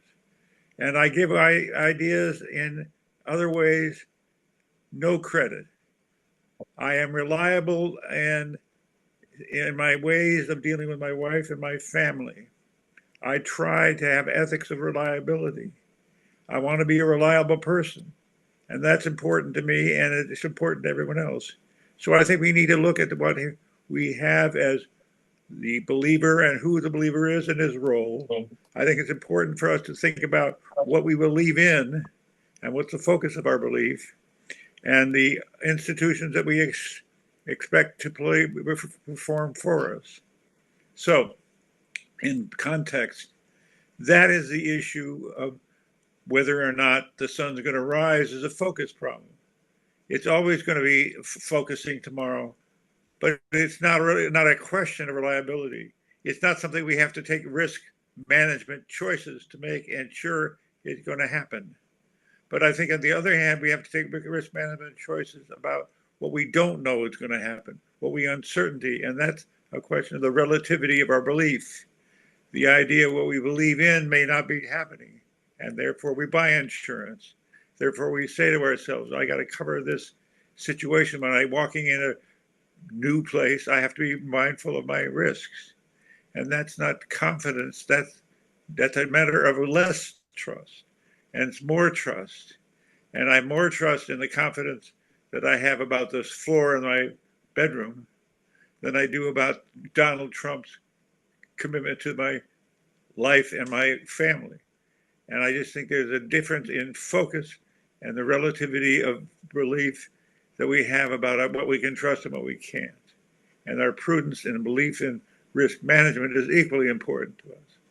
And those are variables for me that are sorting out what Debbie said. It's a social thing. And that's the critical one. We have confidence in the performance of people. We have confidence in the performance of our families. We have confidence in our performance of our government. And we lose that performance, we have to take choices to get rid of the government and we have to get rid of the people. We have to banish them from our lives. And that's important to me too. So it's a question of a context of risk, a context of belief that is often in flux. And we have to sort that out in some way and make our choices about who we trust, who we don't, what we trust and what we don't. And what we're going to do about those lacks of trust that we have. And that's the issue of risk management, as far as I'm concerned. Thank you. Thank you very much, Bill. I'm just, it was interesting that you particularly mentioned that you are reliable, right? And you can be trusted. And from that, you expect other people to be trusted because you can be trusted, which is no, I don't believe that, Ron. I think sometimes I'm not reliable and I have to get malpractice insurance. Really? And I don't. My projections are my own foibles as a person make me worry about other people. Okay. That's all I'm saying. Okay, very interesting. Thank you, Bill. Thank you. Very interesting. At last, we get to John. You're been very, very patient. Thank you. Well, thank you. And first of all, I'd like to say that I trust Maurice because he offered. So I do trust Maurice quite a bit more than I did before. I think I should trust myself to have gotten on this line earlier on. So, because right now, I don't know that I can say much more than what everybody else has said. I think that humans are the least trustworthy because we rely on ethics, we rely on our minds, we rely on intelligence, we rely on communications. Ultimately, humans are really the most complex form of life. So for me, faith is the only really form of objective trust. Because faith at least binds us together in some form. Faith may be God, or it may be other forms of unifiers, but to me, all we can really rely on is our own faith. And so faith becomes more important because life is confusing. And I see something, two things that nobody's really brought up is our very existence in today's world versus the past. There's more things today to confuse us than there used to be, I think. There's social media. There's AI that hallucinates. How do we trust other things in our lives when what we have is more confusing or where there's more things that are trying to confuse us? I think that's probably, for me, more problematic than anything else. I used to be able to rely on my eyes. Now, can I rely on my senses or my eyes or my senses when so much is being manipulated around me purposefully or not purposefully? So, because there's less certainty, I think that it's harder to trust today than it used to be in the past. And I think humans already are the least trustworthy. And so, therefore, I think we live at a time when there's really the potential for more chaos. Anyway, that's sort of what I wanted to say. Thank you very much, Sean. I've got to take a tiny bit of issue with one thing. It is that we're more confused now than people were in the past. I think that in the past people were just as confused, and just as many confusing things happening to them in their context as we do today. I don't think I'm not sure we're cleverer than people were in the past. People believed in what was happening. Whether we now think back and think, well, they were silly to believe that, I don't think they were. I think that people deal with information that they have, and they get their truth with a small t from it. And we now look back and say, well, they were wrong, but they weren't, because they were dealing with information they had. They weren't wrong then. So I'm not sure. You know, they say small children have small problems, and adults have bigger problems. That's not true. Children have huge problems for them. Huge. It fills them up, just like our problems are huge for us. That's that's something I just wanted to put in. I'm not sure about confusion. I think people have always been manipulated by other people. I think that hallucination existed before there was AI. People hallucinate all the time. And anyway, that's sorry. Just it's sort of struck me. I'm just wondering about it. That's all. But thank you very much. You made some very interesting points. Thank you. Thank you. Roland. Yeah, hi. Yeah.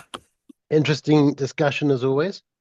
Yeah, I suppose what I was wondering was what is significant about the word trust that that differentiates it from other types of I don't know, assessments of the future? Because that's what it's about, really. So we're talking about what might happen. So we have various different things that we do now that relate to the future. Like we might have expectations, knowledge, all sorts of different things. But what is it about trust that makes it different? And I was looking up the root of the word trust, which is an Old Norse root, and it means soundness, strength, and security, or it meant soundness, strength, and security. And that really made me think of this idea of alliance. So I think my sense of trust is the idea of alliance with something. So, and I don't think this has to be a person. It can be any type of system that may be something that I am considering allying with, or I'm already allied with. And by alliance, I mean there is some kind of reliance involved. There is a sense of that that I will be acting in some respect in reliance upon this system. So you can have a reliable boat, for example, which means you can say that is a trustworthy craft. You can have a reliable person because you can expect them to do what they say or to whatever. So I quite like that idea of alliance, where we are assessing what it would be like or is like to ally with this other thing that we're thinking about, whether it's a person or an object. So that was one thing and I felt that differentiated trust from other ways of thinking about the future. For example, an expectation or a prediction doesn't really have to be something we rely on.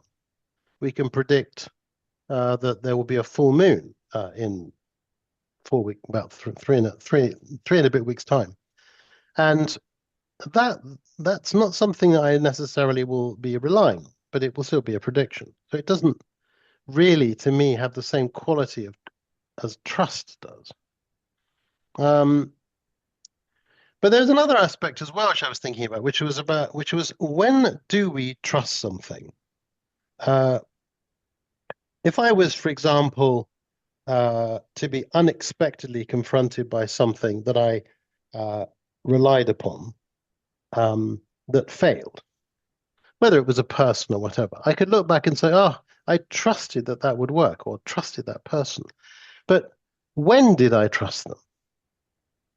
I would say that trust is actually an assessment of something else. That when we ask ourselves, do I trust that person, that thing? We're actually asking we're asking about some internal sense that we have around that thing or person. And so the point at which we're asking ourselves, is that trustworthy or not? Do I trust it? Did I trust it? That point it only arises when we think about it. So I don't think we trust something unless we're actually assessing whether we trust it or not. So that brings me to the other aspect of reliability, which is, I think there are some things that there are many behaviors that both animals and plants have, which assume certain parameters. Like, for example, trees produce leaves because there is a structural expectation, you could say, that the sun will shine on them. A seed will produce a root because it's expecting the roots to penetrate the ground and to derive resources from it. Now, I've used the word expecting and so forth, but I'm not suggesting that the seed does have those expectations in the same way that we would. But it's like you could say, a structural behavior inherent in those things that trust, from one angle, that certain things will evolve, that they will be able to link into and ally to certain systems. So it's quite interesting looking at those different levels of the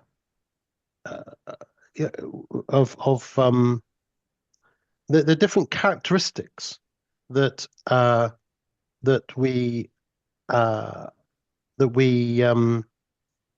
use in order to establish some type of future continuity. Yeah, so I'll stop there. That's my thoughts. Very interesting, Roland. Yes. Yeah, thank you very much. Very nice, very nice. Anton, hey there. Hello. Good to be back. I know it's been a while. Good to have you. I made it this far. So I'll just make maybe a few different points. It's always easier, like when I do, and sometimes I do write certain things down. But to what Debbie was saying earlier about the difference between trust and reliance, that definitely makes sense to me. And I think that's an important distinction because, like, relying or depending, I think was another word that can be used on something being real. I mean, that's a broader claim, but a lot of times socially, because she was talking about in the context more broadly, socially, we oftentimes rely on certain things. And I think that's fair to say. The thing that's kind of interesting, and maybe it's just a more nuanced point, is Debbie also said that awareness precedes trust. You have an awareness that you trust somebody or trust something. It has to be there in order for there to be trust. I definitely can see that, for example, with people, and we oftentimes do, if you have anyone close to you, like people who are closest to me. But I wonder if that also, if there's a spectrum of that, a spectrum of how aware you are of whom you trust, or even just what you trust. So that ties in with something broader. It could be. I also wrote down like individually trust seems to be a spectrum. I often see things that way anyway. How much you trust another individual, so whether friend, whether family member, acquaintance, different levels of trust there. It seems like it would also apply, or whatever word, whether the word is trust or that we could use collectively, but I don't know for sure if it does, if there's also a spectrum of trust or whatever word there.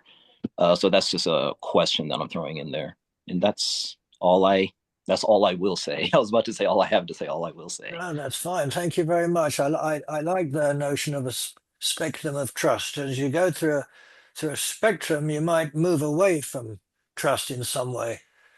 That's an interesting point. Thank you very much, Anton. Thank Thank you. you. Josh, are you still walking? Oh, you are. What a We, relief. we, we, you and I are still walking. Yeah, We're a team. I'm worn Okay. out. I'm worn out. No, we must stick together. Okay. Okay, So I'm I with you. wanted to raise the question of what can make our ability to trust more robust and what makes it more vulnerable and more fragile. And I think that if we hang our trust on the idea that trust necessitates that we grasp onto robustly uh, real truths that, in a sense, are kind of static. That is to say, that they are out there and fixed. And the best way to secure that trust is to is to locate that ground, that absolutely irrevocable ground, and that way we won't have to worry about the world disappointing us. But I say that that's a very vulnerable and ultimately an unsustainable way of depending on a route to depend on in order to secure trust. And the reason I say that is because what allows trust is we create normative ways of understanding each other and aspects of the world. Systems in which we understand things to be interconnected with other things, ways of behaving connected with other ways of behaving that we can't anticipate. Roland was talking about, the issue of expectation in relation to trust, and I think that and all of our relations to the world are anticipatory from the simplest kinds of perceptions on up. Right now, as you're listening to me, the information that that you're getting, you're having to parse and you're having to interpret because it's always presenting absolutely new anomalies that your perceptual system has never experienced exactly that way before. So it has to find ways of searching for consistencies because we can't function without a world in which we know our way around to some extent. So I would say the way to the direction of finding more and more robust means of being able to trust is to have an expectation that is as open-ended as possible about the fact that the world we live in is continuously changing. And more importantly, the world that is most important to us, the human world and the technological world, as we build it, it speaks back to us and its feedback changes us. And so none of it is sitting still, as we're noticing right now more than ever, about every aspect of the world and the way that it's changing very, very rapidly now as a result of advances in AI. And so our ability to trust whatever stabilities we can hold on to in terms of what's real in a picture, what's real in what somebody says, what jobs are going to be remain for us and what will disappear.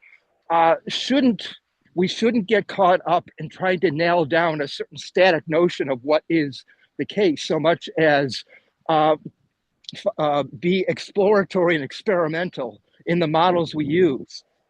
If a model which worked for so long for us in terms of anticipating, what would go on, what would happen, begin to fail us because the world has changed in ways that exceed our capacity to make sense of them, then we have to be sort of nimble and experiment with new structures of anticipation, new schemes of understanding, and try them out for size. And we have to continually do that. So this open-ended, open-minded attitude, this flexible, nimble attitude of expectation of change is one way that we can prevent trust from shriveling up into an ineffective tool. Yeah, that's a very good point, Josh. But I'm just wondering if we keep on reassessing, won't trust sort of disappear in what we have not now gone for and gone for something else? Will trust forever be flexible? I'm wondering. Or can there be a kind of a flexibility that is able to integrate and assimilate events, that can make sense of them in spite of the fact that they are continually changing? Can we still locate new ways of understanding overarching patterns and orders that may not work the same way as the ones that we were used to, but nevertheless allow us to very effectively be able to get along, to get on, and function? Yeah. Okay. Very interesting, George. Thank you very much. Thank you. Terry. Hi there. Hello. Yeah. I'm not sure how much I have to add to this, but yeah, partly from a security background, from a biological background, I think that the concept of trust is just everywhere, especially in the animal kingdom. I mean, look at the behaviors of ants and all of the things go on with that. All of those complex behaviors depend on levels of trust that can get quite microscopic in how detailed they are. There are assumptions.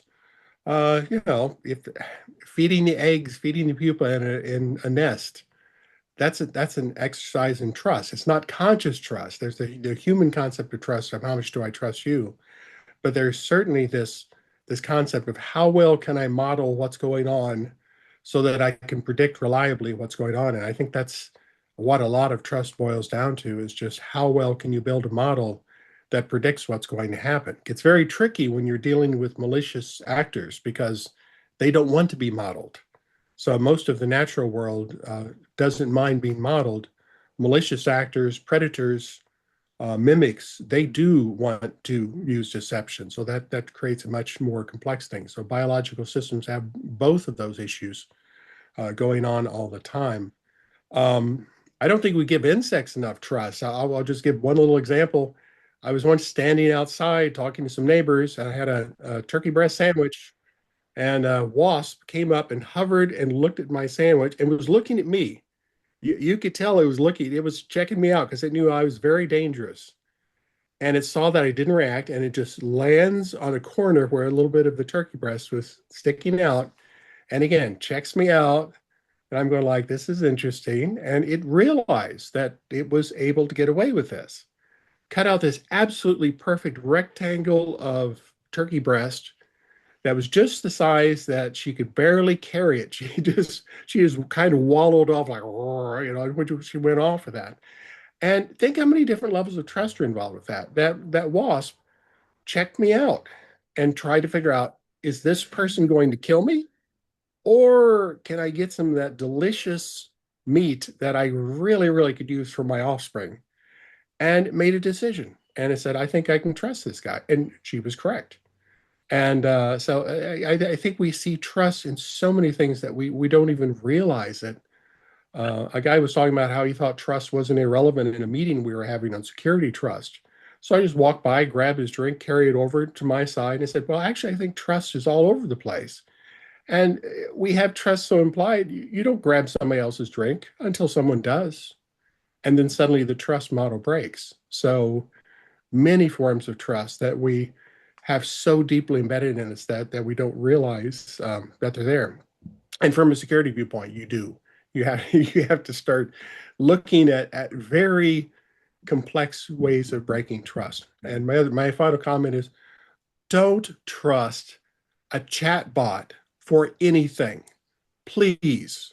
This is coming from someone who knows what it is. It is a random number generator that is taking facts and mushing them together. And the only goal of a chatbot is to give you an answer that you will like.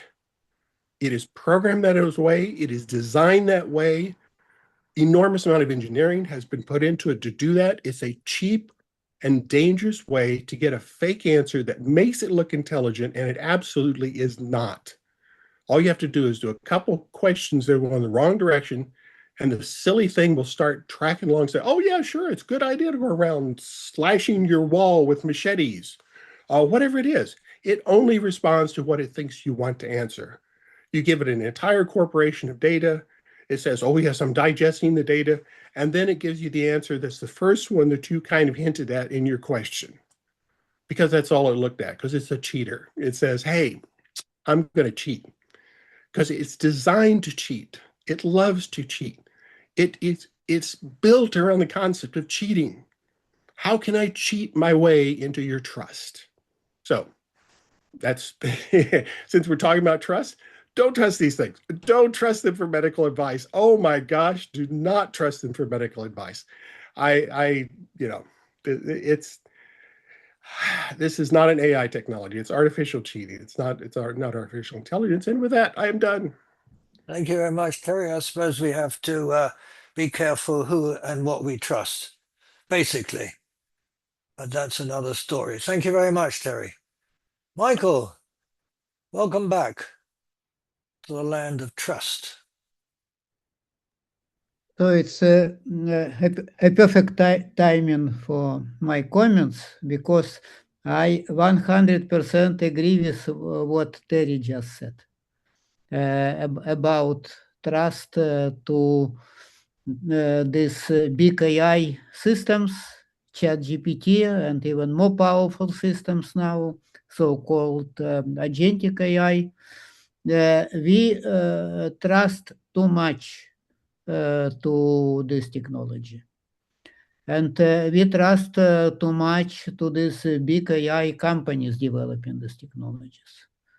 We take for granted the promise that these technologies will improve our life, will somehow miraculously develop cure for cancer and so on. And it's very important to differentiate, and most people are losing this distinction between normal AI, or what is called sometimes narrow AI, which indeed is very useful or can be very useful. I just a few days ago read an article about Mayo Clinic that developed the AI system that can predict pancreatic cancer 3 years before it happens, just by looking at CT scans. So this technology is incredibly useful. It is here to stay. But these big AI systems that exploit large language models, and that, as Terry said, are trained not to be useful. They trained to engage us in this, and basically generate the money for companies that develop the systems. And even not for their usefulness right now. So they make us trust that a few years from now, somehow this will be something really useful. And people are already losing their job for this future promise. So this is a trust which is misplaced and which backfires and works backward. So that's a very important warning that we have rather to trust experts, including leading AI experts, that warn us that this race is leading in very dangerous direction. That creating the systems that can evade human control, it's already not even the future. It's already happening, and it's happening increasingly frequently. And there are reports that show this. So we have to trust people who express concerns about these systems, and we have to trust people who already are fighting against this new data centers and this whole reckless AI race. So that's to me is a very important thing that we have to consider right now. Not in general discussion about trust. This is the issue of survival of humankind, quite possible. And this is extremely important right now. If we survive it somehow, then we can discuss all these other issues. Thank you. Thank you very much, Michael. I've got a small question. Do you trust all scientists? I trust science as an institution. No, scientists. Scientists can be wrong. Individual scientists can be wrong. Okay. But there is a procedure to check them, and that would force them to correct their opinions based on evidence. And that's how science works. It's not about that individual scientists are necessarily honest and trustworthy. It's science as an institution. Do you know many scientists who've changed their basic views and theories? Yes, of course. Okay, that's good. I'm pleased. Yes, but when we are thinking about the future, we have to consider not the rosy best case predictions, but rather closer to the worst case predictions. Because in terms of insurance and hedging our bets and survival, we have to be prepared for the worst, not for the best. And so even if 1% say of AI experts warn us that it can end very badly, we have to take it seriously. But really it's not 1%, it's many more. So thank you very much. The same question can be asked about climate change and about any other area. It's not the thing that majority of experts agree on something, but we have to listen to those who warn us about dire consequences if we don't do anything about this. Like even if they're the minority, but in this case they are not the minority. In this case, that's the majority. Okay, thank you very much, Michael. Thank you. James, hi again. I like the transition there, Michael. It brings me to an area that I love to study: religion. People who worry about dire consequences that we are told to listen to. Excellent. So we're living in a society that is obviously dominant monotheist. That doesn't mean that monotheism isn't the only religion that exists, thankfully. But and the future, it probably won't be in the future. I don't believe it'll be dominant in the future. But the nevertheless, that kind of reliance of living in that kind of environment means that we miss the elephant in the room, which is, do we trust the sun? I know, like in the Middle Ages, there were incidents where there were reports during total eclipses where people killed themselves and did all kinds of crazy things because of the problem that they saw with the sun. So, and this idea of like, is there any such thing as tomorrow? Because we don't know if the sun's going to come up or not. So, should we really trust the sun? Well, obviously, we always trust the sun. It's like we've been trusting the sun 365 days for every year we've lived. So it's like thousands and thousands of days that we've trusted the sun to come up the next day, unless we are really good at saying our prayers. You know, like people that say their prayers every night. I mean, I was there once, so I can sort of accept that someone who says their prayers every night may not really trust the sun, and they say their prayers as a way to forestall any hidden distrust they have of the sun. So that makes a lot of sense, you know. And people will challenge your scientific attitude. I find, you know, I noticed in the chat somebody asked me if I believed in evolution. I think it was Carrie actually. But it's kind of like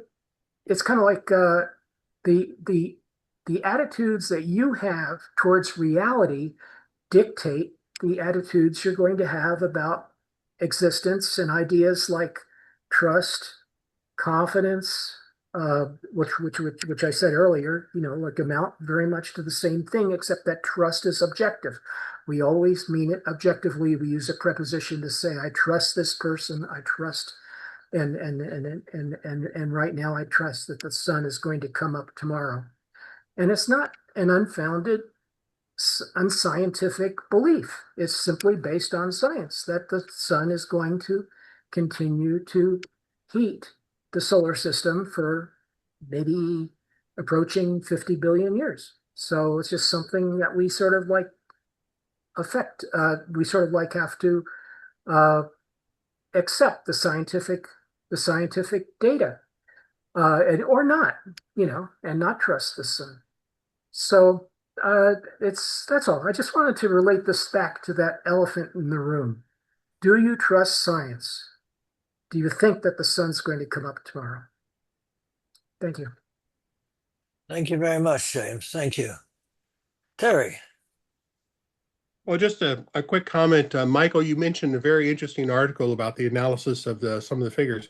I don't know if this is the same one or not, but there was one case where they did an article and found that the chat bot gave the answers without looking at the figures, without looking at the radiography, without looking. It didn't look at the data. And this is an example when I say that chat bots cheat whenever they can. I am not kidding. What it did was it looked at the opinions that some people were expressing and said, if I say this, they'll believe it. And it said it. Didn't even bother to look at the photo, because that's a lot of work. And it's programmed to say, hey, I'm just going to pretend to be smart. This is terrible what's happening. I mean, they've invested a resource consumption economy around building these giant data centers, of which some of the largest in the world are right here in my town. And they're gigantic. They look like something out of a science fiction story. So what do you do after you Terry, where it is what town? What's that? What town did you say in your Ashburn, town? Virginia. We have a road called Data Center Alley. Data Center Alley used to be called Waxpool. It's still called Waxpool. It used to be Green Meadows, and it looks like something out of a science fiction set. It really does. because the servers are gigantic. They're 4 stories high. They have no windows. It looks very dystopian. But the amount of resources that have been dedicated to these they put the people into an impossible situation. They promised artificial intelligence. They created artificial cheating. Artificial cheating only goes so far before it collapses.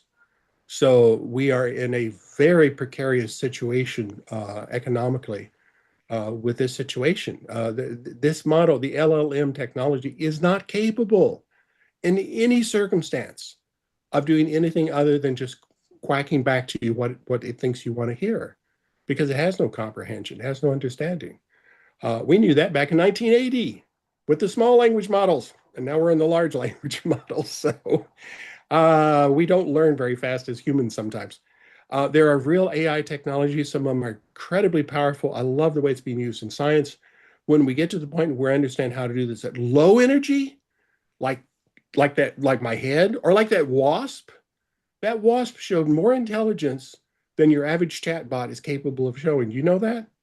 Because if you asked a chatbot the same situation, it literally would just start falling apart on making the decisions and whether to trust me.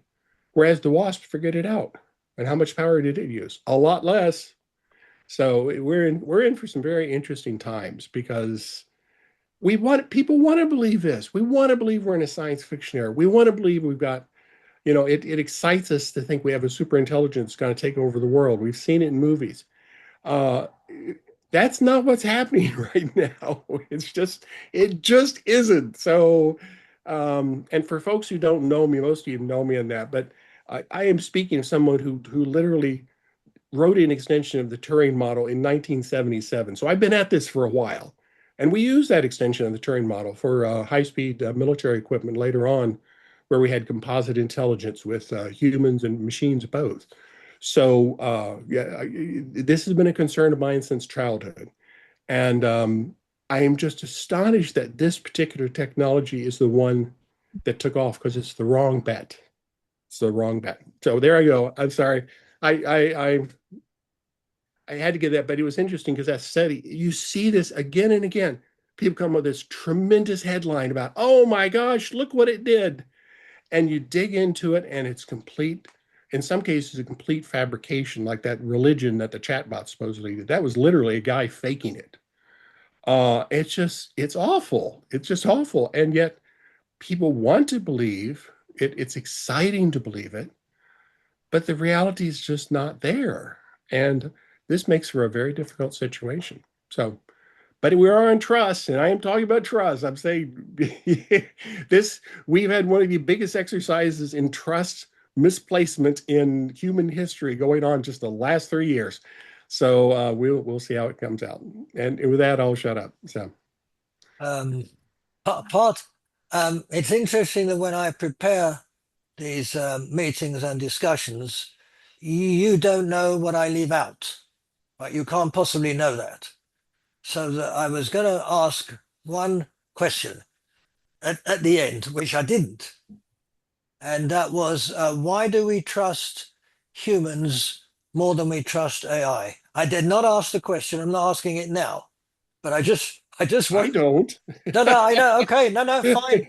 I break out laughing when I talk with AI. I know how to ask questions. I just go like, "Are you kidding me?" That's why I left it out, and I'm not even mentioning it. That's why I left it out, because I knew which way it was going to go. But okay, I did leave it out. I left it out. This part of the conversation did not happen. It did not happen. Definitely. I just want you to know that. Anyway, Ryan. You're back on. Yeah. I mean, I don't know. I think I have a little different view on what's happening there. That I think that what we have to come to when trying to understand like how we come to answers, that there's many different ways that we can come to those answers. And I think that that's one of the things that has been misunderstood about LLMs as they've moved from small language models to much larger ones, is that there's in that part of it that we don't really understand, there is something like reasoning that is happening. It's not the same as our reasoning. It has a lot of flaws in that, but it also has a lot of the same flaws as we do too. And so like I absolutely agree with the skepticism, the need to apply partial belief to these things.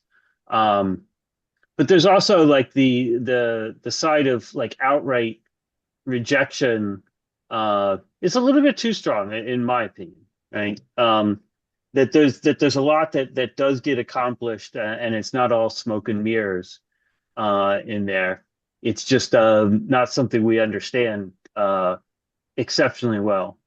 So I don't know. I maybe I don't want to go too far down there because it feels like that's not the purpose of this call. I agree with that. I feel like the other thing I wanted to talk about is I coming back to trust. Like I think that one of the things we should be thinking about is how fundamental trust is to our society overall, right? And how we should always be trying to think about how can we safely get more trust.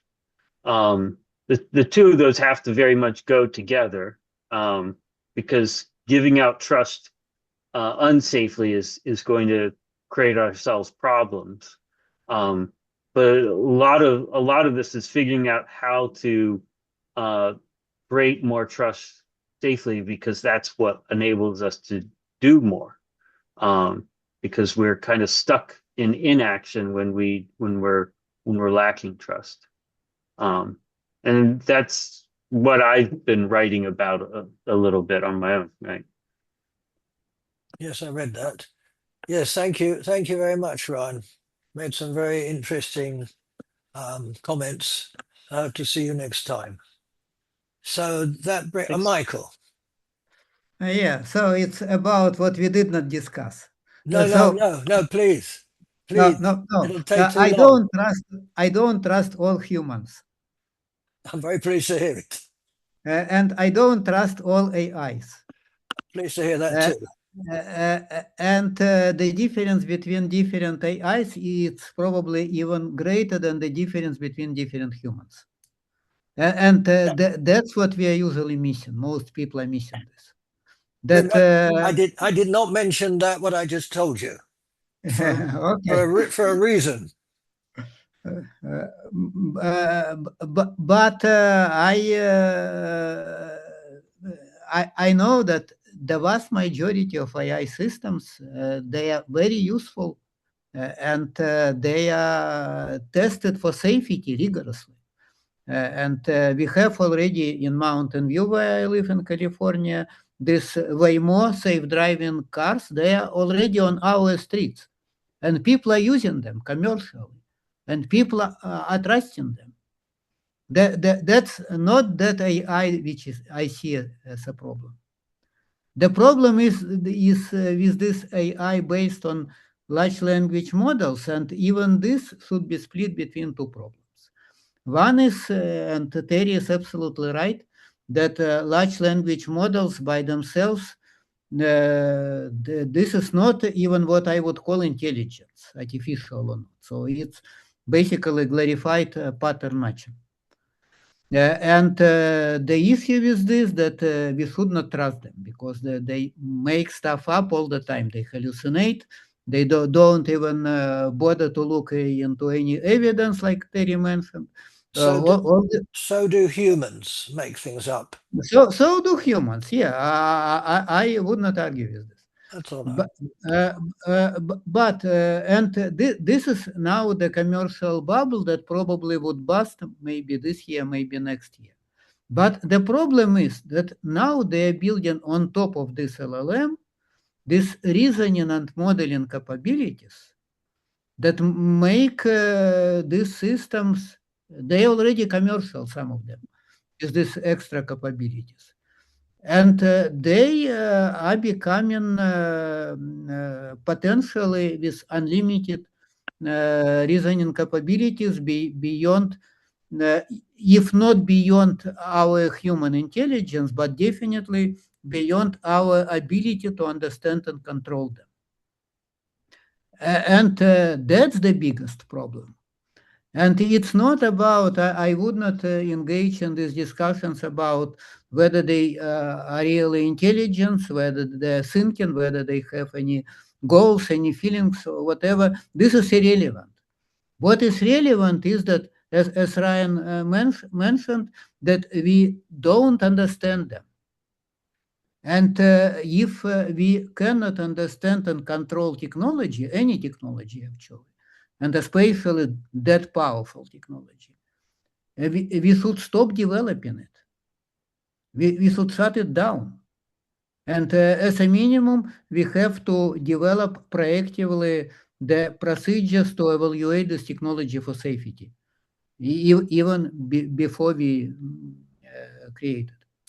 So, and this is not happening. That's my biggest worry. I agree with you, Michael, but we should have shut down the atom bomb development, but we didn't. Yeah. I think that was pretty dangerous. Yes. Okay, so that's all I want to just say. But still not that dangerous as artificial superintelligence if it is created, if it is possible. That's something else. Which we cannot deny. I can deny anything. It's a matter of trust. Thank you very much, Michael. There was a reason why I never mentioned that last thing I told you. Josh. Yeah, I wouldn't worry too much about our machines going way beyond our abilities to understand them. What they do that we don't understand fits within a larger framework that we created, which, by the way, was philosophical before it was technological. It's very Humean what these machines do. So we may not understand the intricacies of what they output, but everything they output fits within a Humean framework. And when we move as technologists beyond the Humean framework, so will our machines. But that leads to, I think, important issue about trust and the notion of, when it said that our AI fabricates or cheats. What it does is it outputs, as was said, it does pattern matching on the basis of criteria and purposes that we give it. So the difference between lying, cheating, making things up, and improvising appropriately is all a matter of how it fits in, how it is relevant for the particular purposes for which we're doing something. And that's how we think.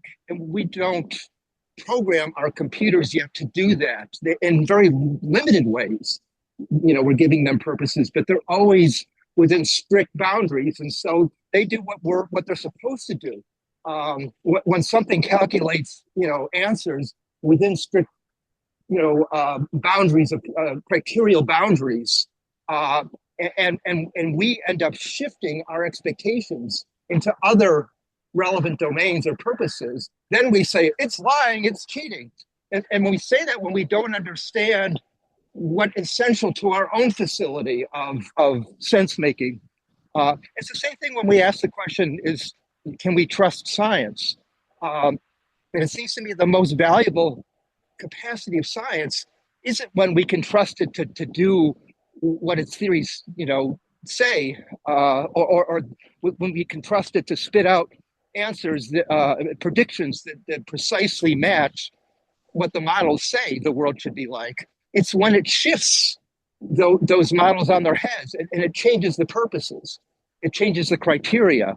It's not simply when it conforms to the evidence, because the evidence is already interpreted on the basis of the model. And so there's a kind of a shifting, a moving between different qualitative forms of trusting that follow our movement from that follow our changing purposes and our changing pragmatic ways of doing things in the world. That's Josh. Yeah. The question is not whether we should trust science, it's whether we should trust scientists. That's it. There is no such thing as science. There are scientists who've got theories and notions and working things out. That's what we, when we talk about trust, that's what we should be talking about, not about science. Yeah. Scientists, that's absolutely essential. Essential. Well, There's no such thing as science on its own. That you doesn't can break exist. it down. Doesn't You can break exist. it down. You can break it down even more than that. You can focus on any individual science, Yes, and you can true. focus on a phase of their understanding I and how it agree. changes, which is really what I'm doing when I talk about science as a whole. I'm really talking about this day to day, week to week, month to month process of transformation and thinking that I isn't agree. simply always stuck within a certain framework. For a period of time, it is, and then we talk about accuracy within that framework. We talk about, can we trust can the scientists themselves trust the prediction? Is it going to match the result or the evidence? But what I'm saying is that what's really the most creative aspect of science is when it throws those frameworks on their heads, and what constitutes evidence qualitatively changes. So it's like changing the subject. But it's all. Yeah. I know, but it's all based on people, and that's something I think that Debbie meant. That correct me if I'm wrong. That has to do with people. Not just people, but people and the way that we're our inextricable relation in the world and the environment. We're part of us. Exactly, but it's not. It's not, as Debbie said, it's not trust in money. It's to trust what people do with it, possibly. But it is people, and that is science. And unless we look at the people behind their theories, we won't be able to look at science properly. That is that's how I look at it. But we don't want to just split off people on the one side and the external world on the other and say we are representatives that can get it wrong or lie or whatever, without recognizing that split, we invented that split. There is no split. We are pragmatic doers in the world. There is no separation to begin with. We are an environment that already always functions on the basis of pragmatic interactions, and that's where our grounding of meaning comes from. It's always there because we're born into it. We don't have to construct it and say, okay, how do we reach out to this independent world, so that we can trust it. Okay, it's a long discussion. That particular one, it's an interesting discussion. We go around it quite a lot in our talks. We really do, and I think it's essential and very, very important. Anyway, thank you very much, Josh. Very, very interesting. Thank you. You're welcome. Yeah, Terry. Yeah. So, Ron, I have to ask, I'm a scientist. Do you trust me? I trust you personally, 100%, Terry. I've known you. I wouldn't put 100% on me. Okay, 97%. Okay. I can think of so many things I've been wrong on. No, obviously, I know some even, but of course I trust that when you say something, you believe in what you're saying. That doesn't mean that I agree with what you are saying. But I trust you. I trust you because I've known you a long time. I really do trust you. Yeah, well put. I trust you. We both know that we mean our opinions and we love to share them and kind of go through with them. Exactly. I did want to make one kind of a correction, some statements I said earlier. It is widely disseminated, the idea that we don't understand how these things work. You'll see that in all sorts of literature. You won't see it in the actual literature by the actual scientists who actually built the systems. What they will tell you is it's a quasi-dimensional Hilbert space that they're using dot products to do different kinds of sums, and the quality of the data you get back depends on how good the quasi-dimensions are.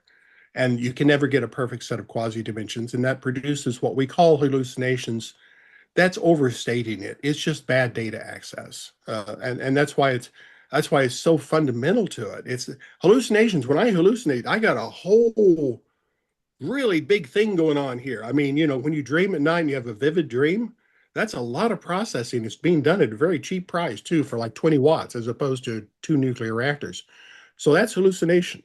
What these things do is much simpler than that. It's just bad data access. You got Wikipedia in there, and you got these very, very nicely sentence formed ways of accessing it. And that makes it feel so real because you access it with sentences and it comes back in sentences, but it's all just data access. And this is, again, from the actual literature for the people who built these things. And I was at once asked to do a book on this, and I declined. I let someone else do the book, and I'm glad I did because, and I even mentioned what his names are, his list of articles that you need to read. I couldn't do the book because I just didn't believe in it. I'm saying like, no, I believe in AI. Oh, I believe in AI. I really think there's fascinating things going on there, but not in this particular approach.